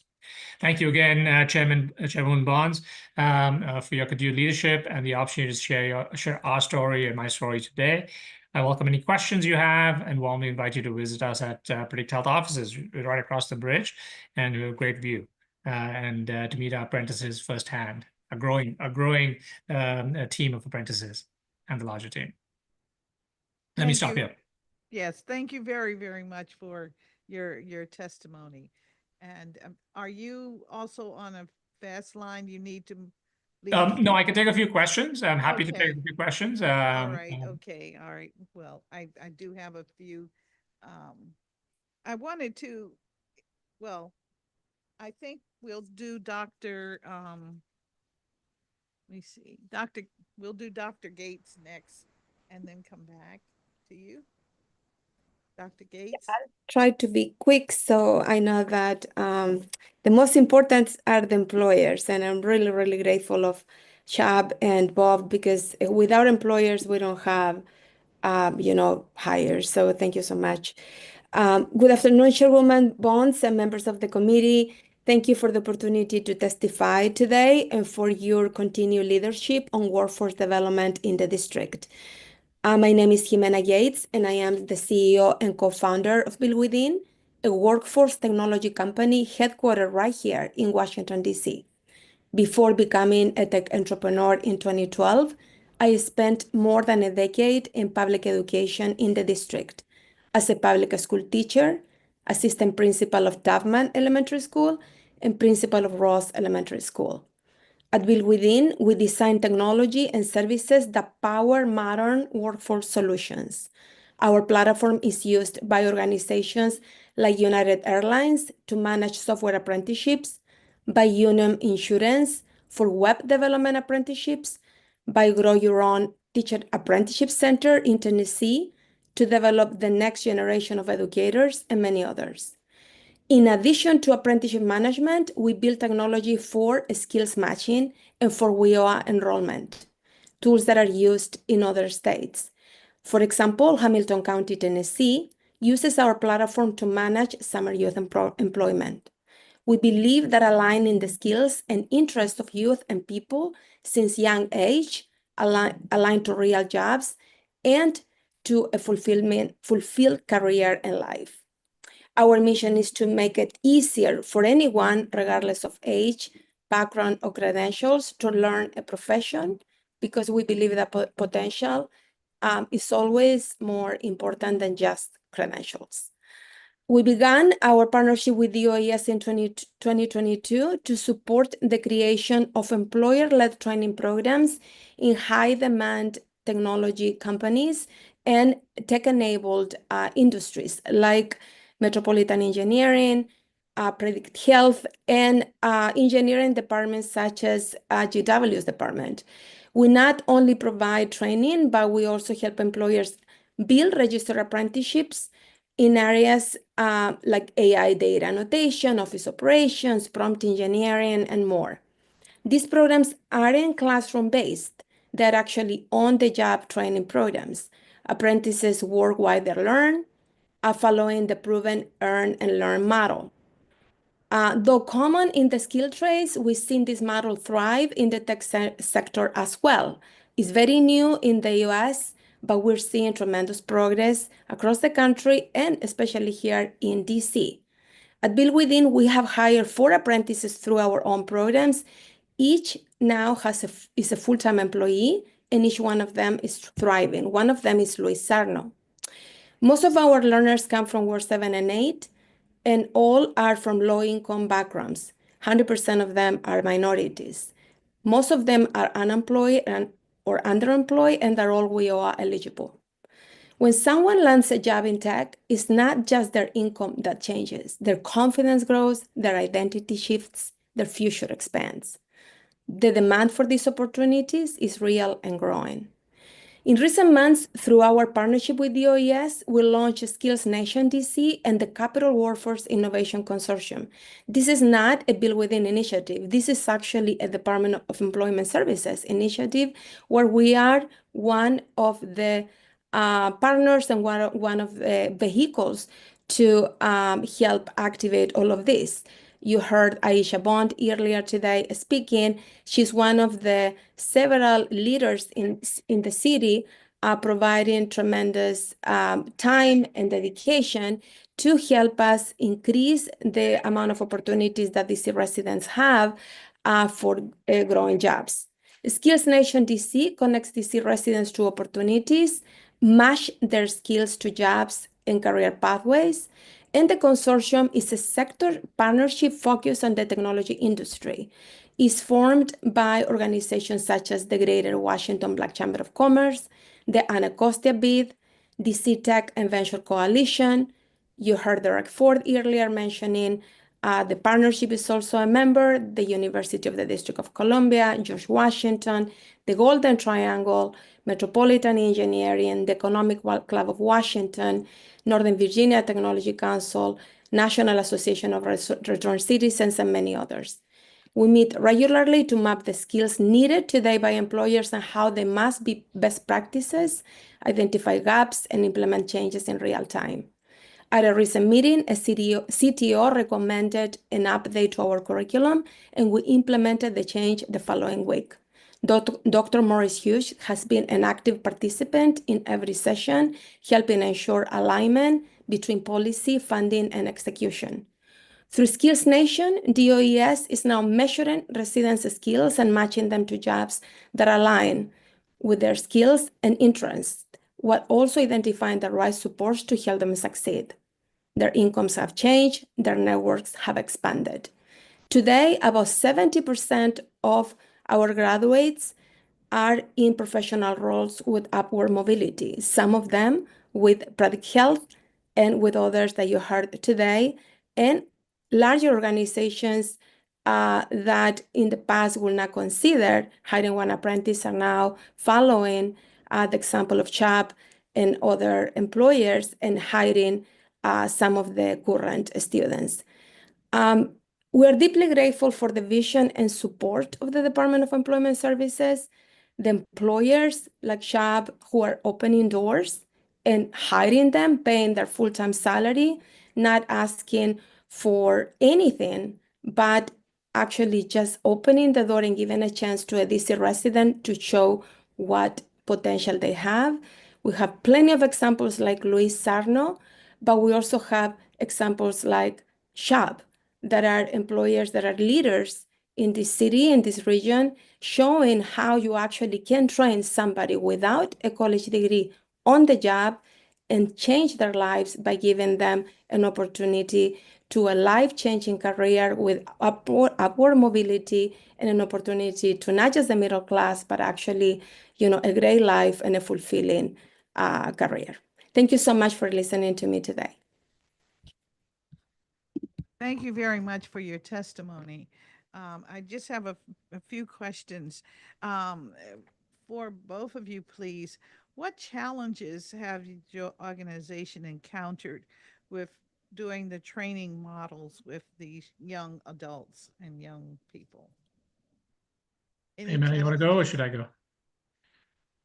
Yeah. So the challenge is actually you would going in. So I can tell you what we thought going in and versus what we actually experienced. So going in, we were obviously cautious and what was appealing around hiring local talent. The question was really, would they be skilled enough to hit the ground running and be able to contribute quickly? So our concern was really, if they weren't, what is the lead time to really upscale them? What we found was Bill Within actually had a really good selection process, an effective selection process that was focused around really day one launch and productivity. So we were very quickly able to begin working effectively with the apprentices. They also have a very effective ongoing training program that allowed the apprentice to build skills that were specific to tasks, because you don't really know how in an employer that's fast growing and changing, you may need meeting management skills one day, but you may need maybe back office skills one day, then other data analytics skills one day. Which ones would be prioritized? The library of courses and training was really helpful for the individuals to kind of pick and choose. It's almost on demand. That was really effective and helpful for us, both working with them, but also we're seeing the results in their work. All right. And so when you mention that these young people came to your organization with, I guess, job readiness skills, is that what you are describing when you say they had an array of I guess, things that they had learned or had been taught, so to speak? Right, and a lot of potential. So very smart, very engaged, enthusiastic, and really looking to learn. And that's So as it relates to the skills that they bring or that they brought to your workplace, how would you classify them? And what I'm asking, are there skills like time and attendance? I mean, I'm trying to understand this suite of skills that the individuals brought to the job so that they were therefore, as you call it, qualified for the apprentice program that you had. Right. So the skills that they brought in, there's both individual skills, but also sorry, the skills broadly were professional skills. They were able to join a team, work in a team in a fast-paced work environment, being able to apply themselves, work through problems, really analytical skills, being able to break down a situation or a problem into subparts. So that's and that was something that they had and trained, and they had also had access to tools that'll help them get better as things like meeting management or preparing, taking notes, things that you have, admin skills that they would need in a position and a job. Does that answer your question? That was some of the things that they came in with. There were also some technical skills around data usage, management, organization, some presentation skills that they were able to put together, some strategic thinking and business skills that they were able to apply. All right. And so therefore, for the your young people, you just really did a layer of technology skills that they perhaps didn't have that would fit your business. Is that how I'm to look at this? That's right. So, I mean, we talk about AI a lot in the news today, but a lot of the AI, especially the data analytics, a lot of it is data manipulation, understanding, incorporating, connecting data that doesn't require the advanced PhD or the statistical analysis yet. There's a lot of work that comes in beforehand that needs to be done. Same thing with some of the technology roles. So what we were able to do, we provided two things. We provided mentorship and training within we assigned them all to mentors who were in the organization, was skilled in those areas, and provided them accelerated training around tasks and jobs that they would be assigned to, getting the job done. And then also helping them fit into the company and build their professional pathways across the term that they were an apprentice, but also thinking broadly, what if and should they stay longer? Because we were thinking of a longer horizon. Should they stay longer? How would they fit into the to the company? What roles would they take on? And then build towards that. And so what is the time frame for this apprenticeship? I Is it can- 1 year, 2 year? Yeah, I can explain. I can talk a little bit about that. So, yeah, Build Within is the apprenticeship intermediary. We are approved by both the Department of Labor nationally, federally, and the Department of Employment Services Apprenticeship Council's process. And so we provide the sort of like the compliance and all of the creation of the program, which is in our case is competency based. So it's generally around 2,000 hours, the apprenticeship. So that's about 11 months or so, a year.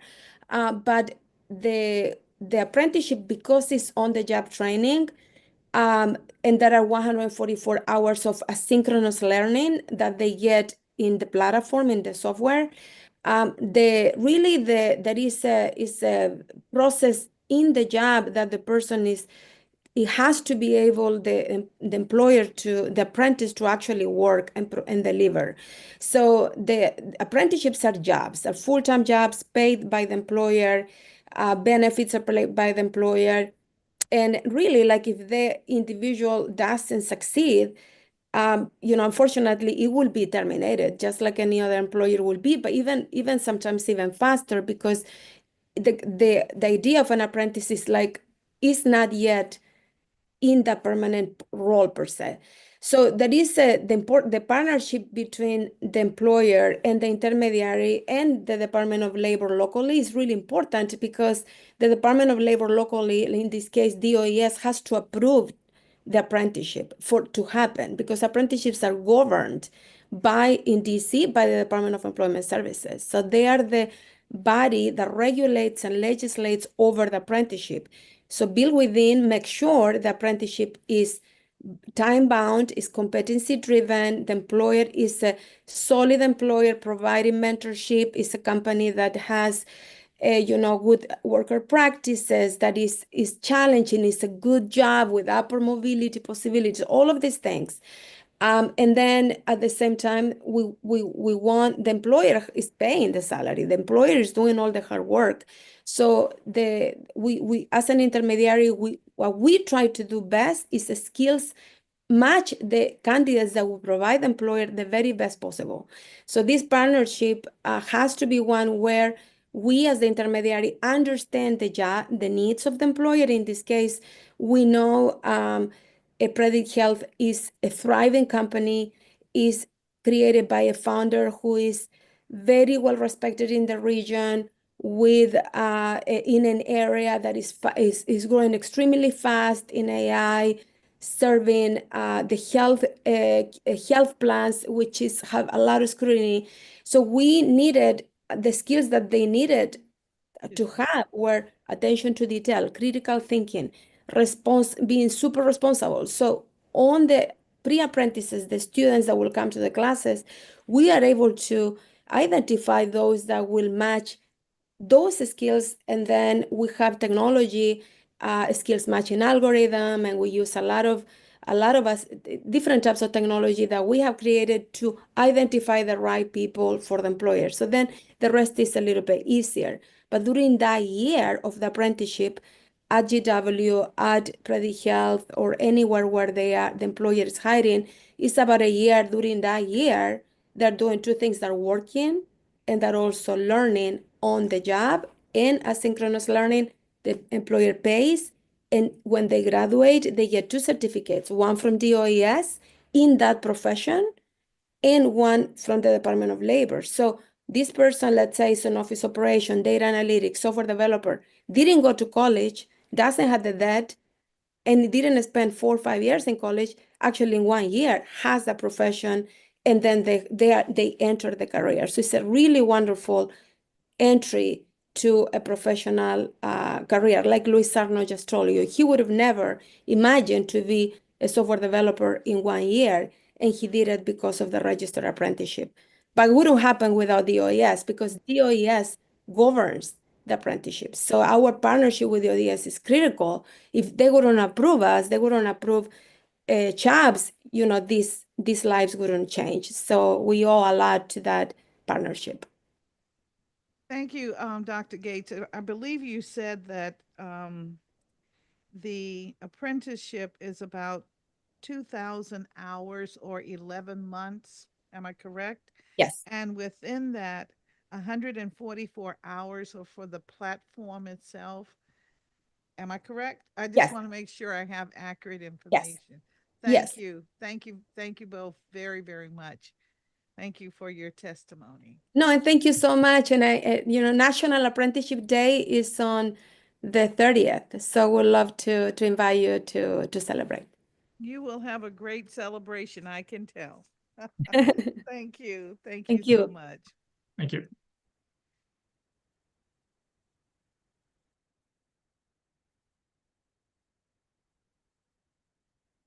That concludes our public witnesses. We have a few government witnesses, I believe, or will be virtual. Am I correct? Yes. All right. All three are virtual. So we will just take a 5-minute break if you don't mind, and I'll be right back.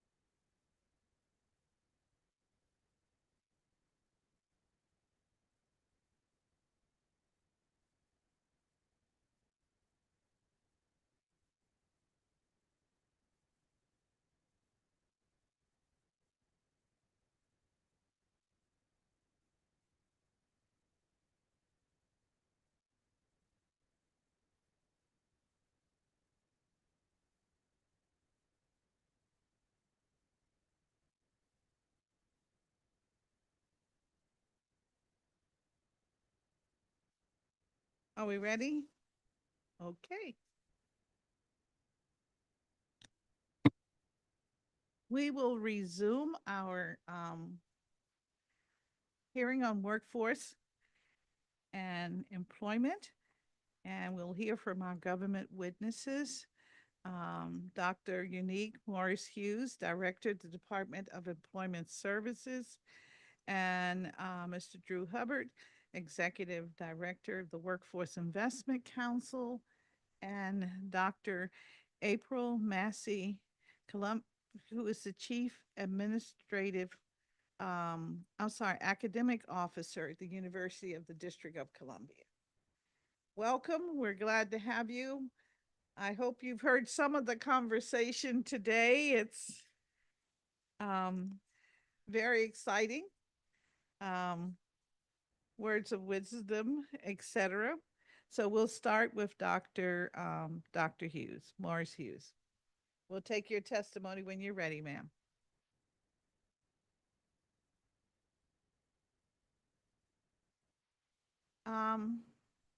Dr. Hughes?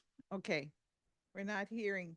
You're not hearing me. Now we are. Now we are. Now you're hearing me. Okay. It just came through. Thank you. Perfect. Okay. I did have an opportunity to hear the testimony, and I look forward to a robust discussion.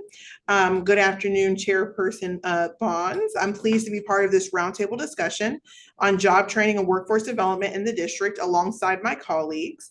The mission of the DC Department of Employment Services is to connect DC residents, job seekers, and employers to opportunities and resources that empower fair, safe, and effective working communities.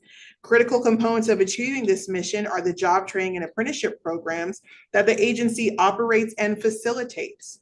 Our workforce programs, as we refer to them, fall under 4 different divisions within the agency: the Division of State Initiatives, the Workforce and Federal Programs Bureau, the Office of Innovation and Partnerships, and the Office of Youth Programs. My remarks today provide an overview of the focus of each of these programs and highlight major accomplishments and updates.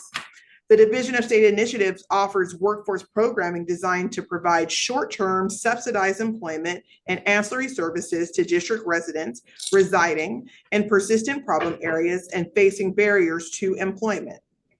Some of these barriers include prior incarceration or deficiencies in education, work experience, and training. The job training programs offered through DSI includes Project Empowerment, which I know you're very familiar with, Partners for Reentry Opportunities and Workforce Development, which is a DOJ grant, a DOJ and Department of Labor grant that the Department of Employment Services received. We received this grant in 2022, and this PROUD grant aligns job training and work training and skills development services provided to federally incarcerated individuals to the labor market and needs of the communities where they will live. In doing so, the program improves both the employment outcomes of returning citizens and public safety for all community members while increasing the capacity of justice and workforce system partnerships. By providing comprehensive support, the PROUD model empowers participants to secure long-term, sustainable employment and successfully reintegrate into their communities.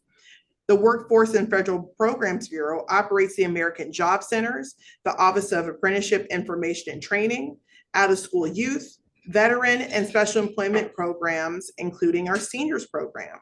The Bureau oversees the agency's WIOA programs, which funded workforce development activities and other local programs designed to increase employment and earnings of workers.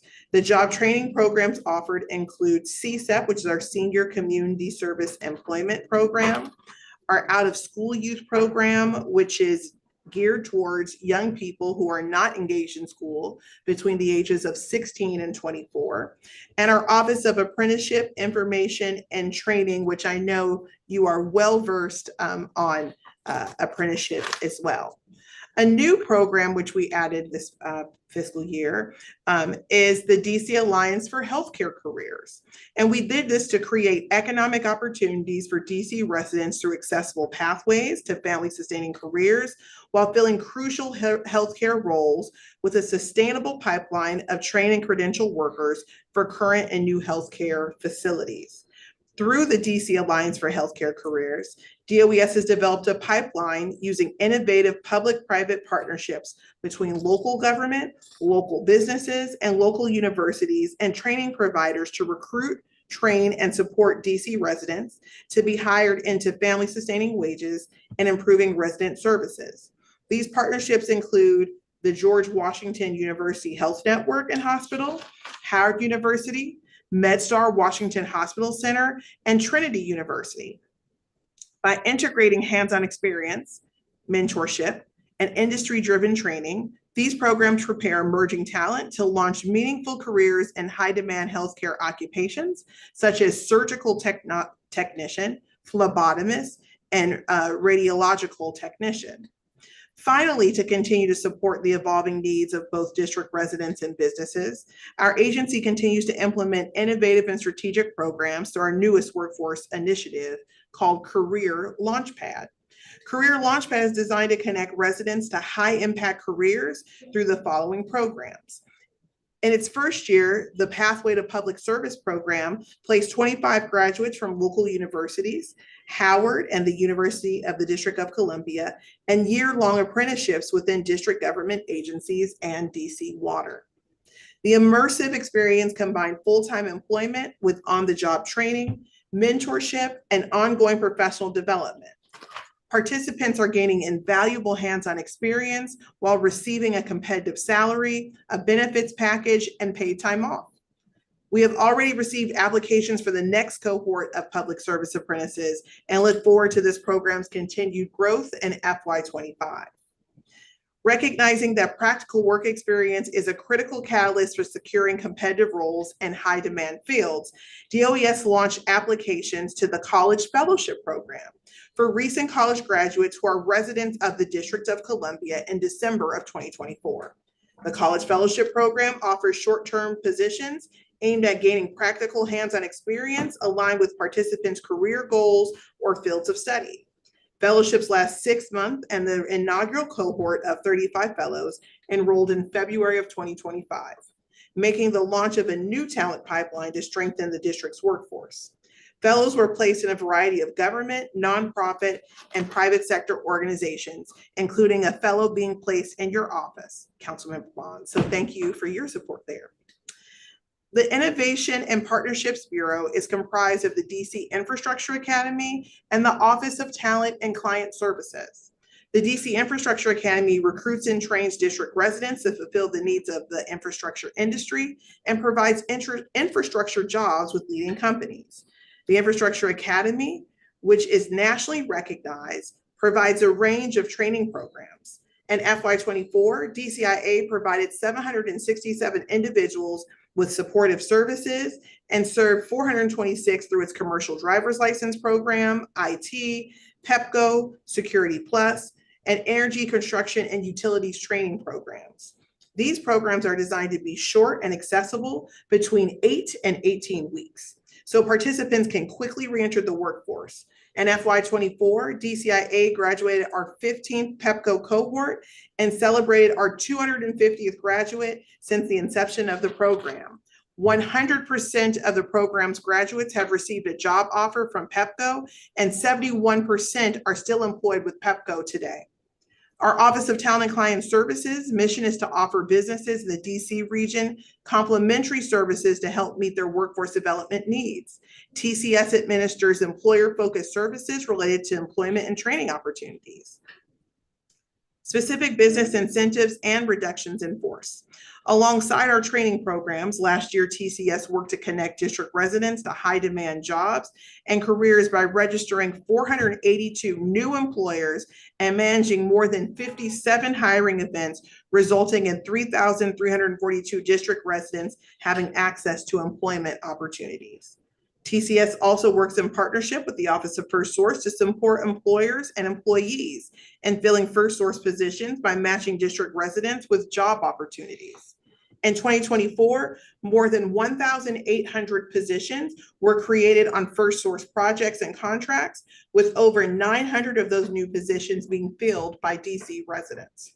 Like many DOES programs, Talent and Client Services operates with a high degree of adaptability, dynamically adjusting our resources based on the job market demand. For instance, thus far this year, based on the impacts to federal workers, TCS quickly partnered with DC Human Resources and conducted a hiring fair that included 30 private sector partners with 1,007 jobs overall. It's 1,000 available jobs. Overall, so far in FY25, TCS has conducted 18 hiring events, resulting in more than 1,484 district residents having access to 1,433 positions. TCS expects to partner and provide several more events this fiscal year, including local hiring events with construction, healthcare, and partners such as Cedar Hill Hospital, Clark Construction, DCHR, and more. The Office of Youth Programs develops and administers workforce development programs for district's youth between ages 9 through 24. And while some of the programs offered by OYP might not traditionally be considered job training programs, we include them under this umbrella because they include core tenets of work readiness, such as soft skills development and work experience. The job training programs offered through OYP include the year-round program, the high school internship program, and of course, the Marion S. Berry Summer Youth Employment Program, which I have to add is the best summer youth employment program in the entire country. The Marion Berry Youth Leadership Institute, and our brand new Career Ready Early Scholars Program, which serves students between the ages of 9 and 13 who reside in the district to engage in comprehensive career exploration. The ultimate measure of success for our workforce development programs are for participants to obtain and remain in unsubsidized employment. Through supportive services offered by DOES, we reduce risk factors and barriers to employment and give participants a fair shot at obtaining employment where they can earn a family-sustaining wage. As the lead labor and workforce development agency in the district, we are committed to providing comprehensive employment services to ensure a competitive workforce, full employment, lifelong learning, economic stability, and the highest quality of life for all district residents. Thank you, Councilmember Bonds, for the opportunity to join the discussion today, and I look forward to answering any questions that you may have. Thank you very much, Dr. Morris Hughes. Now we'll hear from Dr. Hubbard. Oh, did I get a promotion? I'm a doctor now. Well, Esquire sometimes comes across as doctor. I'll But take yes, it. yes, of course you have a promotion. Yes. Awesome. Good afternoon, Chairperson Bonds and members of the committee. As was stated, my name is Drew Hubbard. I serve as the Executive Director of the District of Columbia Workforce Investment Council. Happy to be here to provide testimony regarding job training and workforce development programs. Let me begin by again thanking you for your leadership and continued support and investment in the future of our workforce. As you know, this is a very important time in this particular area. The DC WIC plays a central role in shaping the district's workforce system. As the district, state, and local workforce board, we are responsible for crafting policy, convening cross-sector partners and employers, and designing and launching pilot programs that test innovative approaches to workforce training and employment. This work is not theoretical. It is focused, measurable, and rooted in the real experiences of district residents and businesses. At a time when industries are evolving and economic conditions are shifting, we must continue to invest in workforce strategies that are targeted, data-driven, and centered in real opportunity. Our mission is not just to place people in programs, but to connect them to sustainable careers, ensure businesses can grow with a skilled local workforce, and ultimately build a stronger and more inclusive economy here in the District of Columbia. This starts with quality.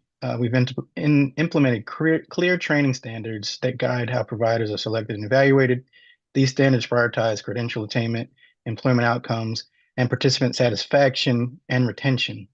We want every program the district invests in to result in a tangible outcome for the person who enrolled and the employer who is hiring.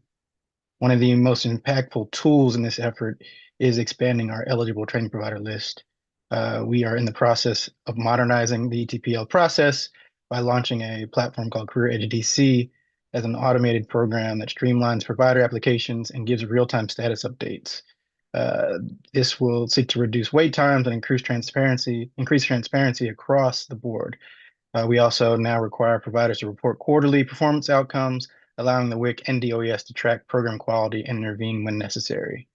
We've also strengthened our approach to reciprocity policies to include regionally accredited institutions, really to complement our native institutions like UBC and our other institutions of higher learning, looking at also employing Prince George's Community College, Montgomery College, and Northern Virginia Community College to give residents even more access to high quality training opportunities that improve completion, certification, and job placement rates.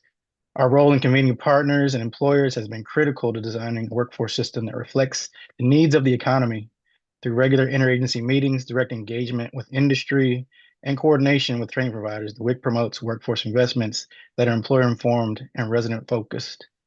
A standout example, and you've heard as one throughout this roundtable today, and I've actually been listening to the testimony since you started the roundtable, but one of the best examples of this is the DC healthcare workforce efforts led by the DC Hospital Association, which the WIC supported for 3 years before successfully transitioning the program to the Department of Employment Services.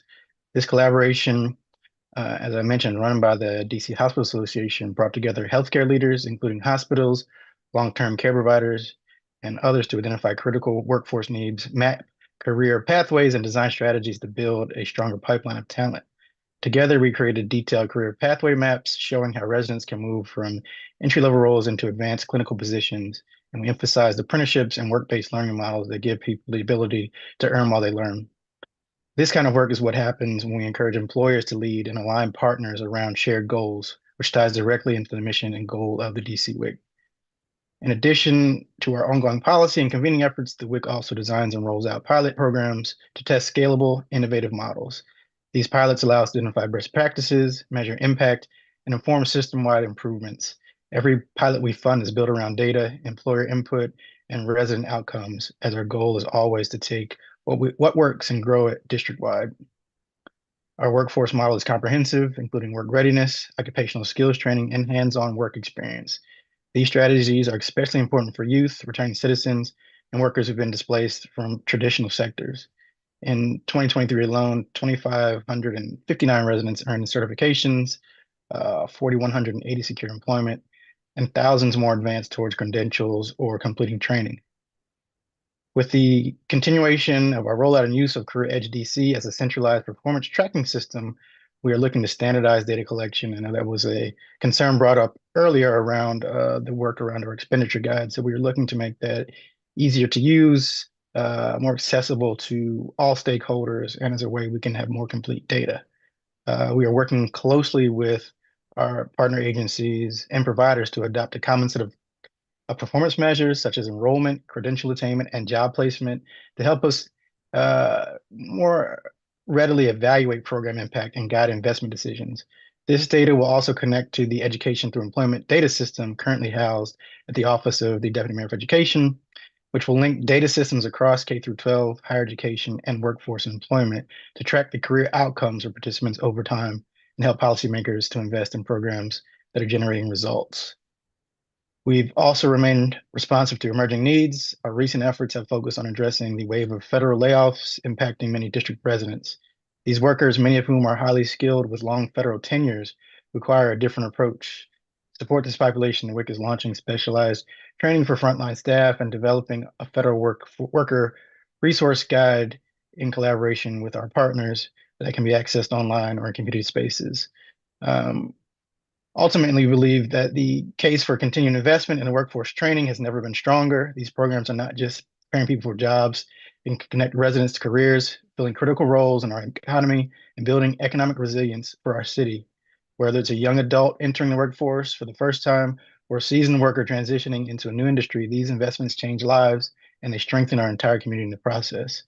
In closing, I urge and commend the committee for continuing to support workforce training programs that are aligned with real job opportunities and are driven by measurable outcomes. The WIC stands ready to update and reinforce policy and convene partners and pilot solutions to move the district forward. Thank you for the opportunity, and I welcome any of your questions going forward. Thank you. Thank you very much for your testimony. And now we'll hear from Dr. Massey. Good afternoon. Good afternoon, Chairperson Bonds, members of the Committee on Executive Administration and Labor, and staff. I am April Massey, the Chief Academic Officer for the University of the District of Columbia. It is an honor to appear before you today to discuss UDC's role in transforming lives in the District of Columbia through workforce development. The University of the District of Columbia has long played a pivotal role in addressing the workforce needs of this city. Anchored in its mission and its history, the university has offered workforce opportunities across the multiple tiers of its programming, workforce development through associate's, baccalaureate, graduate, and professional degrees. UDC's new strategic plan, Delivering on the Promise, doubles down on that responsibility and reinforces the university's commitment to being the city's workforce and economic mobility engine. Under the university's new strategic plan, the slate of non-credit and academic offerings it prioritizes is being re-engineered and positioned for broader reach and impact through intentional connections across program levels and resonance of programs with regional labor market drivers. The university has developed and is continuing to refine a menu of defined career pathways that offer district residents multiple and connected points of opportunity for skills training, skills certifications, and academic credentials that are matched with growth industries, waiting jobs, and competitive salaries. UDC's evolving slate of workforce opportunities is being better aligned with the DC Comeback Plan's focus areas: successful businesses, opportunity-rich neighborhoods, and thriving people. The DC Comeback Plan underscores the integral role of education and universities in shaping the future workforce of Washington, DC. That role is optimized by seamless integration of those education offerings and program enrollments with drivers of labor demand and pay equity. Toward that end, UDC is focused on centering the responsiveness of its offerings to the data sets in the recently released Education to Employment Pathways to Opportunity report. The report examines alignment between UDC's associate degree and baccalaureate programming and labor market demand. The report not only identifies high opportunity job sectors, but also identifies the job opportunities that align with middle-class earnings. For example, the university's aviation maintenance, computer science, and information technology programs.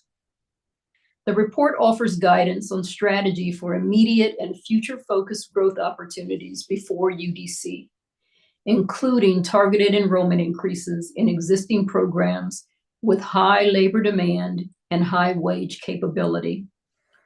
The report lends specific guidance on the opportunities of the university's associate's degree offerings. Both the DC Comeback Plan and the Pathways to Opportunity report underscore the necessity of strong partnerships with industries, driving the region's economy as foundational to the success of the district's education and university partners. These partners must also ensure residents pathways to educational opportunities beyond entry-level credentials. UDC's current and planned offerings are bolstered by existing, evolving, and emerging partnerships with industry. The university's Pathways model for educational attainment fortifies its focus on innovation in higher education access, with integrated systems for entering and progressing across credential and degree opportunities. The university's recent creation of a position focused on partnership creation and stewardship, the new Associate Vice President for Educational Outreach and Partnerships, further supports the institution's commitment to seamlessness in our workforce offerings to district residents. UDC's Workforce Development and Lifelong Learning Division and our community college offer case studies in our evolving understanding of the university's workforce development responsibilities. Currently housed on the Old Congress Heights campus of Ward 8, UDC's Workforce Development and Lifelong Learning Division has long been a staple in the DC community and is built on an industry partner model. Serving as a primary access point for all adult residents of the District of Columbia, WDLL programs are focused on reducing unemployment and underemployment by helping residents throughout our community quickly grow their professional skills and seamlessly move into waiting jobs. UDC's WDLL division is training residents for immediate and sustained employment with career mobility and currently serving more than 400 DC residents. A diversity of relationships is supporting 6 regional in-demand career pathways at WDLL, including construction and property management, early childhood education, healthcare that includes direct and administration pathways, hospitality and tourism, information technology, and lifelong learning, which serves as an academic readiness at the Workforce Development and Lifelong Learning Division. With limited exception, the opportunities provided through WDLL are no cost to residents. Former partners like Amera Group DC have funded technology supports, transportation, and education stipends to encourage our students' completion of certification exams. Current relationships with the DC Housing Authority, the DC Infrastructure Academy, and Excellence Through Opportunity create direct pathways for program participants in those agencies to enroll in WDLL program offerings. The agencies assume all associated cost. Supporting the university's focus on clear pathways that align workforce training programs and degree granting programs, UDC recently adopted credit for prior learning opportunities that transition WDLL experiences seamlessly into academic credits that can be applied at the university's community college. With nearly 20 courses and certifications have been approved for academic credit, and students may apply up to 9 semester hours of prior learning credits toward an academic degree. The UDC Community College has also long been a staple in industry-anchored programming, with multiple industry programs, including Apple and AON CityWorks, recently announced relationships to build programming in the areas of paramedic EMS services, law enforcement, cybersecurity, public health information technology, and quantum literacy. They partnered the UDCCC with DC Fire and EMS, DC MPD, Accenture People Shores, CRISP DC, Zane Networks, Deloitte, IBM, QStream, and Howard University. Additionally, partnership with the Higher Education Incentive Program is positioning the UDC Community College to answer to the city's dearth of early childhood providers, with particular emphasis on the needs of the district's English language learning community. Serving more than 2,000 students, the UDCCC is primed for growing enrollments and programs that align with industry, and it has been intentional in building clear pathways to next levels of education, with nearly 50% of its programs tracked to baccalaureate opportunities on the UDC Van Ness campus. The case examples that I have shared on UDC's WDLL and CC divisions are mirrored across the university's baccalaureate, graduate, and professional programs, where we are also focused on aligning our offerings with the economic realities of the district and the needs of district residents, and partnering with the companies that will become the employers of our graduates. Thank you so much for the opportunity to present information on developments at UDC. We appreciate your continued support and collaboration. I'm available to answer any questions that you may have. Thank you so much. Thank you very much, Dr. Massey. We do not have your testimony. I hope we will receive it. I will send it today. Okay, thank you so very much. You were mentioning a bunch of interesting programs, and I want to make sure that we publicize them so that the community is aware. I know you mentioned programs at the community college. We're okay, and you also mentioned the let's see, the recent position, new position that you have at the university, Mhm. which is the associate for education focus on workforce. Am I correct? That position? She is actually focused on educational outreach and partnerships. Okay, education outreach. So she covers the breadth of the university's program. So she is operating to help us build capacity workforce through our professional programs. All right, excellent, excellent. And all of this is under the banner of delivering on the promise. Yes, okay, all right. So I think I have much of it. But you did mention a few free educational programs. I think early childhood, related to early childhood development, tourism, life learning. I wasn't able to write them all down. Could you go through that list again? Because I think that's important. Yes, absolutely. Thank you so much. I mentioned that we have 6 pathways at the Workforce Development and Lifelong Learning Division.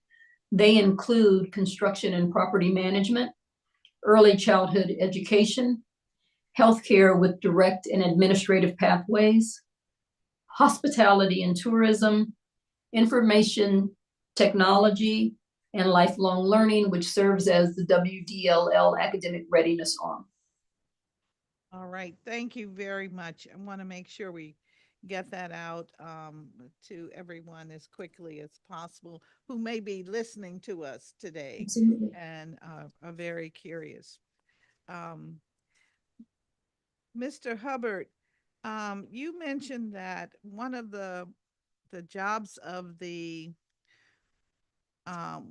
WIC is to strengthen our reciprocity policies, which include the regional accredited institutions like PG Community College, Montgomery College, Northern Virginia Community College. Can you speak a little more about that? How is that being done? Absolutely. So, and working with colleagues on this panel, it's really about looking at areas for training that we may not have readily available for our residents, that those institutions you mentioned may already have stood up, and the ability to have our residents take advantage of those programs that are already recognized in the jurisdictions in which they uh, are stood up in. So we are generally, between what you just mentioned, as well as looking at other ways to take more of a regional approach to how we look at opportunities for our residents.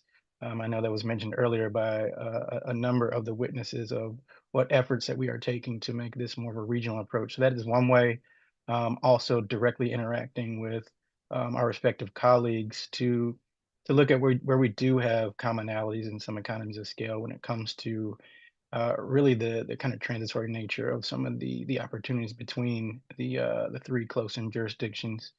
But particular question, we're looking to have those institutions appear on our eligible training provider list so that residents have that choice for a broader array of training opportunities. That's fantastic. If you know, I think we're becoming more regionalized than we realize um, every minute. So thank you for that information. I would like to ask each of you if you could talk a minute about what industries have you noticed have had the most success with new entrants? That is, those persons who are looking for jobs. What are they most interested in?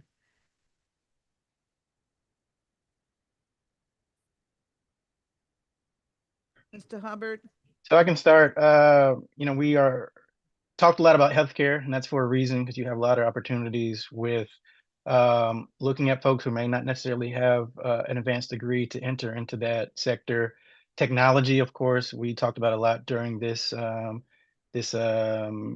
session today, and it's about looking at areas like that where you can have entry level opportunities that path into other opportunities to advance in that career.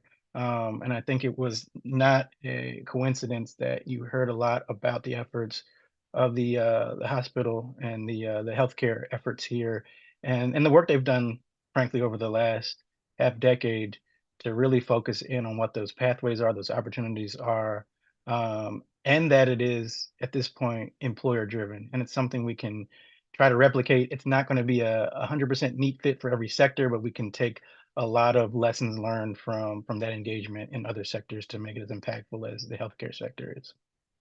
Okay, And if- Dr. Morris Hughes? Yes, I was gonna add here that, and I won't repeat what I was gonna call him Dr. Hubbard, but Director Hubbard had added here, but IT continues to provide some of the greatest opportunities, and I want to remind people opportunities in IT and technology are both horizontal and vertical.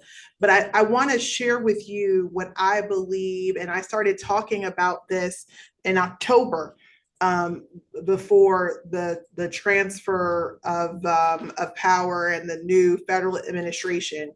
But we should be talking about not only what is big and hot right now, but what's on the horizon and in the future. And in October, I started talking about advanced manufacturing in the region and how there's going to be opportunities through the CHIPS Act, and supporting chip production in the region, where DC residents will have an opportunity to work in advanced manufacturing. So we should also include that in the conversation so we can get DC residents ready for that now. And you're starting to see that play out right now with all of the talk about tariffs and manufacturing and trying to bring that back to the US. But there has been a quiet rallying means of force and an effort to bring manufacturing to this region, and it's on the horizon. Thank you for that. Dr. Massey? Yes, thank you. I was going to say that I appreciate everything that's been said before me, so I don't want to repeat there. But I think one of the opportunities of the university is that we have a lot of requests for very specific training. IT, healthcare, education, the behavioral health sciences are a major area of need in the city. But one of the things that employers have been saying to us for some time, and that our graduates are coming back to us saying, it's the soft skills that wrap around the technical skills that give them the ability to seamlessly move into careers, be sustained in careers, and to grow. And the students that have graduated with the strongest sense of understanding that have been the most flexible and nimble as the job market continues to shift. And so I appreciate that Dr. Morris Hughes raised that we have to look futuristically in terms of where our graduates will go and the ways that they will need to evolve. Some of those careers we can see, some of them we can't see. And so the biggest opportunity that we offer our students is a strong base in the liberal arts that surrounds any technical opportunities. And those are the things that employers are saying to us. We can on the job get people ready for evolving opportunities and expectations. What we can't get them ready for is being able to read and write at a high level of academic competence. And so I think that it's really important that in these conversations, we continue to plant that the arts and sciences, the humanities, continue to be major drivers in the success of the graduates that any institution is producing in the ways that they can move and shake in careers over time. Let me throw out a question about how do we really help those who are in their middle ages, who want to change careers, want to finally start a career, who have not been employed? How do we assist them in this world of the job in the district and in the region? How can we assist them best? What are some of the strategies that work best for that group of potential employees? We know that we start early with our young people. And we know that those who are very experienced, years of work behind them, that they are more nimble and able to find a new job, a new career. But how do we help those that are have a desire, but they perhaps have not honed their new skill set? What can we do to help that group of individuals? So Councilmember Bonds, I think it's important here to understand the categories and the unemployed population. And the way we look at this at DOES is that there's 4 principal categories. There's short-term unemployed, which is there is a reasonable expectation that within 6 months the person will be employed. There are those that are underemployed. They have a job. It might not be a family sustaining wage. It may meet their skill set, but they have the ability with some level of intervention to go on and skill up. Then you have those that are chronically unemployed and long-term unemployed. Chronically unemployed are those who cycle in and out of the system. They'll work for 6 months, enough to collect some benefits, and then they'll cycle out and they may go on some other benefit program or not work. The long-term unemployed means they have significant barriers and require significant interventions. I'd argue that there is one, and I could talk shop about this forever, but I won't. But I would argue that there's 2 really important strategies that I think have to occur in order to position someone to be competitive for a job. One is work experience. When somebody has work experience in the field in which they are trying to obtain a job, it puts them in a better competitive advantage to get a job. I don't want to go to a beautician who has never done hair. You don't want to go to a dentist that has never worked on teeth, right? Very reasonable, but you'd be surprised how many of our job training programs do not position people competitively because they don't expose them to work experience. We need paid work experience, and we need work experience quickly so we can get people to work in the field that they want to work in. The other thing that we need is substantive occupational skill training that leads to jobs. We no longer invest in training for fun activities at DOES. You have to have an occupational skill training that results in some sort of hard skill that is going to create a competitive advantage. And I want you to notice here that I strategically said competitive, because we just aren't picking people up and just dropping them in jobs. We aren't just, turning over a resume and then matching them for jobs. We are competitively positioning people for jobs in DC and the region. And in order to have that sort of, to apply those sorts of strategy, you have to have the mindset about what a competitive candidate looks like, and the interventions need to be successful. Thank you very much. Dr. Massey, you've heard this redefined profile. I still have these middle-aged persons who have work experience and who are seeking something new, more exciting perhaps, but they certainly would like to be happy in their job or on their job. So what can the university do for them? So the university got a couple of really big shots in the arm over the last couple of years. One of those was the Grow Your Own legislation that allows UDC to partner with DCPS to move individuals seamlessly into education careers.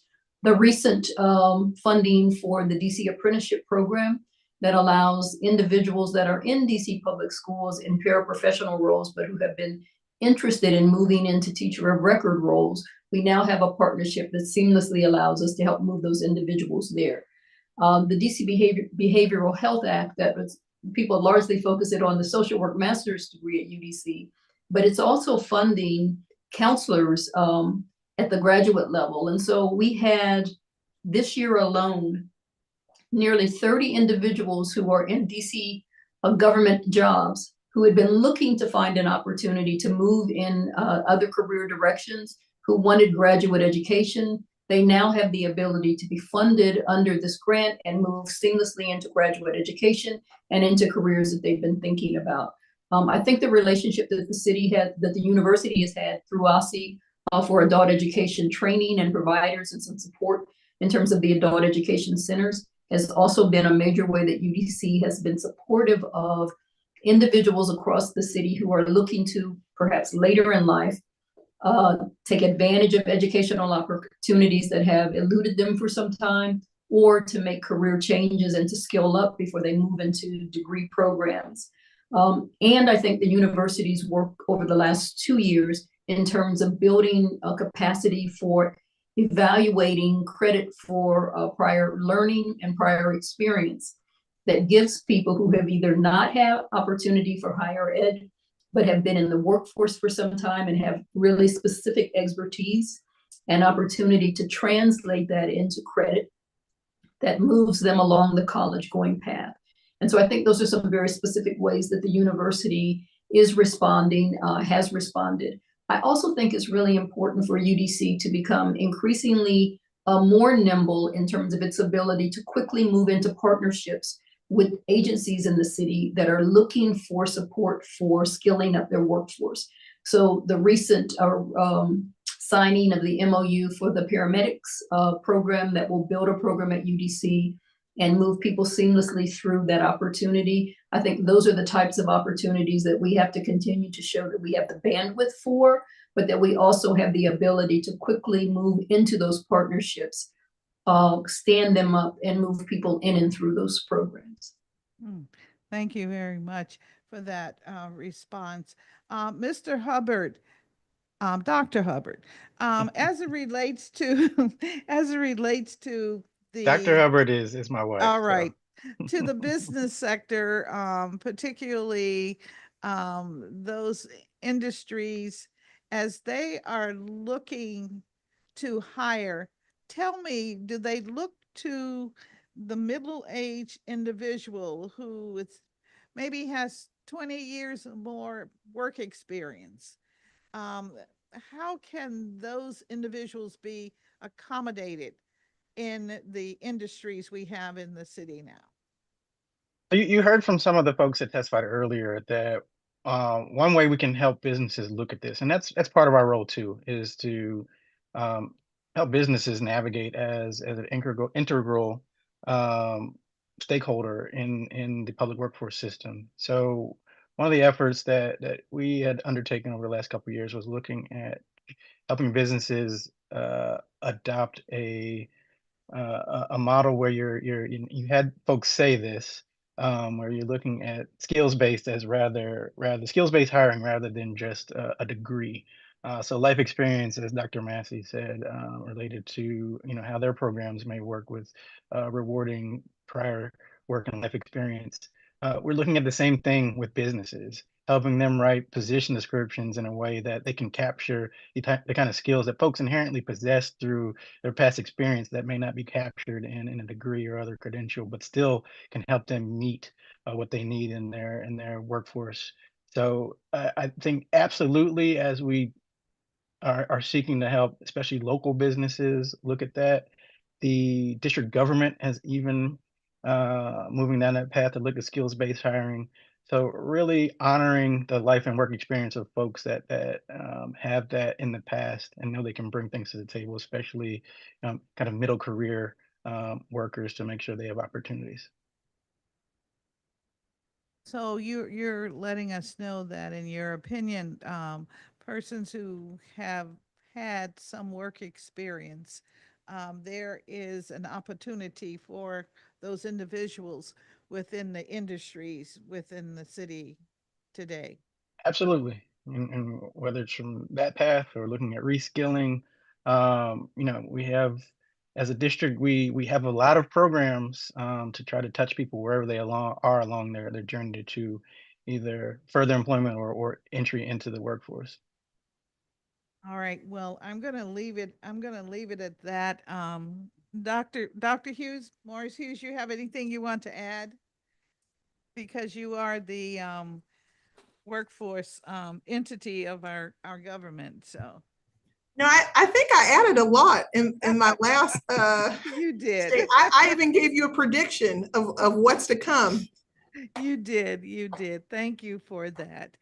Um, well, I think today we've had pretty robust discussion as best that we can in the short period of time that we had. But Chairperson Bonds, yes. I'd like to add one last thing, and All I right. think One last thing. Go right ahead. looking at the kind of cross section of folks you had testify today, are the folks who are you've deemed the government witnesses. These are all our partners. A lot of our work is informed by most of the people that testified before us. If you look at many of the things that landed in the We Owe Estate Plan, they were from conversations with the different entities that convene businesses who testified, some of the direct providers, some of the actual companies, some of the intermediaries.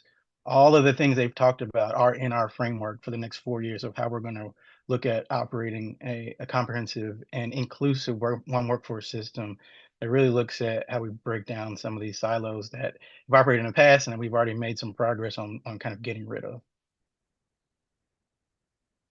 Well, I appreciate that, and I'm sure you heard some of the discussion about the need, the desire to have a comprehensive approach where all of the opportunities are are laid out in sort of like one package, each different and varied as it may be, but certainly a package so that the city and its residents understands what it can and cannot do, primarily what it can do. And the university, DOES, the WIC, integral parts of it. Of course, we also have so many other entities that are engaged in workforce training, um, workforce placement. And so, how do we bring all of these together? And I said, well, what usually happens at this point is that we say, oh, we're going to have a task force with a limited time frame in order to produce some sort of skeletal process where we all agree to relate in a specific way. Today, we also heard about the database that the Deputy Mayor for Education is modeling, attempting to put together. And then there are other resources sort of all around. The question is, how do we bring it all together, you know, simplify it so that if you're a middle-aged person who has 22 years or 30 years of work experience, that you have hope that you can plug in. And I was told today that in plugging in an individual, you want to make sure that it's the skill sets that they will be looking at in order to know what the employer is, the new or prospective employer desires. So that's what I've heard today. And I believe you've heard something similar to that. So I'm trying to figure out, where do we go from here? So that's really what this is about. Dr. Hughes, I see you poised to No, respond. I have a lot of thoughts. about Okay. this. And, you know, I think we know what works. I'm not convinced, you know, and this is year 9 for me. I'm not convinced that this is rocket science. We know what works. The city has made a lot of investments. We know things that don't work as well. We know more about our populations today than we've known before. And so I think what we need is to hone in on and continue to replicate what works in different sectors. You know, I talked about 200 and we just celebrated our 250th graduate from PEPCO program, and 100% of them got job offers. That doesn't happen overnight, but we know that it works, and now we need to replicate it, right? And so I want us to use our time and talents to replicate and double down on what works. We're not at a place where we're throwing things at the wall to see what sticks. We're much more, believe it or not, other jurisdictions come to us to figure out what the best practices are. We're far more sophisticated as a workforce system today than we were 9 years ago. Now it's about doubling down and getting people to work. And so that is my challenge to everybody in the system. You know, I say this to you, everyone's a job developer. We're all job developers. You're out talking to companies, you're talking about apprenticeships, you're, you know, making connections. Now it's about doubling down and being laserly focused more than ever about getting people to work and replicating what we know works. Yes, that is definitely correct. And we do have a number of systems that work, so we do not have to replicate many of the systems. You heard earlier about the public charter, adult charter schools, and how they have tremendous wait lists. And they're also doing the work. And so I appreciate learning today about all of the processes that we have in place. But I do know that when you have a coordinated effort, you usually get a little more bang for your buck. And that's where we unfortunately we have to focus in that area as we think about how we get the bang for the buck. And we have many bucks out here in some public and some private. And so how do we join forces to bring about the results, desired results in a big and meaningful way? And so that's what today was about, to try and understand this ecosystem that we have that can be tremendous and is and has been thus far. I want to keep it growing and moving forward. And our government witnesses are definitely an integral part of anything that moves forward in this community. And we're thankful for that, and thankful for your service and your time today with us. And I know we way over timeline, and I'm we're concluding now. How about that? We'll conclude now. And thank you all again. And thanks to everyone who participated in today's public roundtable. I think we learned valuable information about the job training and workforce development programming in the city. Many workforce opportunities exist in this city, and I look forward to working with all of those involved to improve and expand the programs that provide opportunities, training, and jobs, leading our city to expanding the horizons of residents through employment and improved quality of life. If any member of the public would like to submit written testimony, please email it to seal@dccouncil.gov, and that's CEAL@dccouncil.gov. The hearing record will close in 10 calendar days from today, which is the 21st of April, 2025 at 5 p.m. And therefore, the time is now 4:37. This concludes our hearing, We started on April the 7th, 2025, and we're adjourning on April 7th, 2025. And thank you to everyone again. Thank you.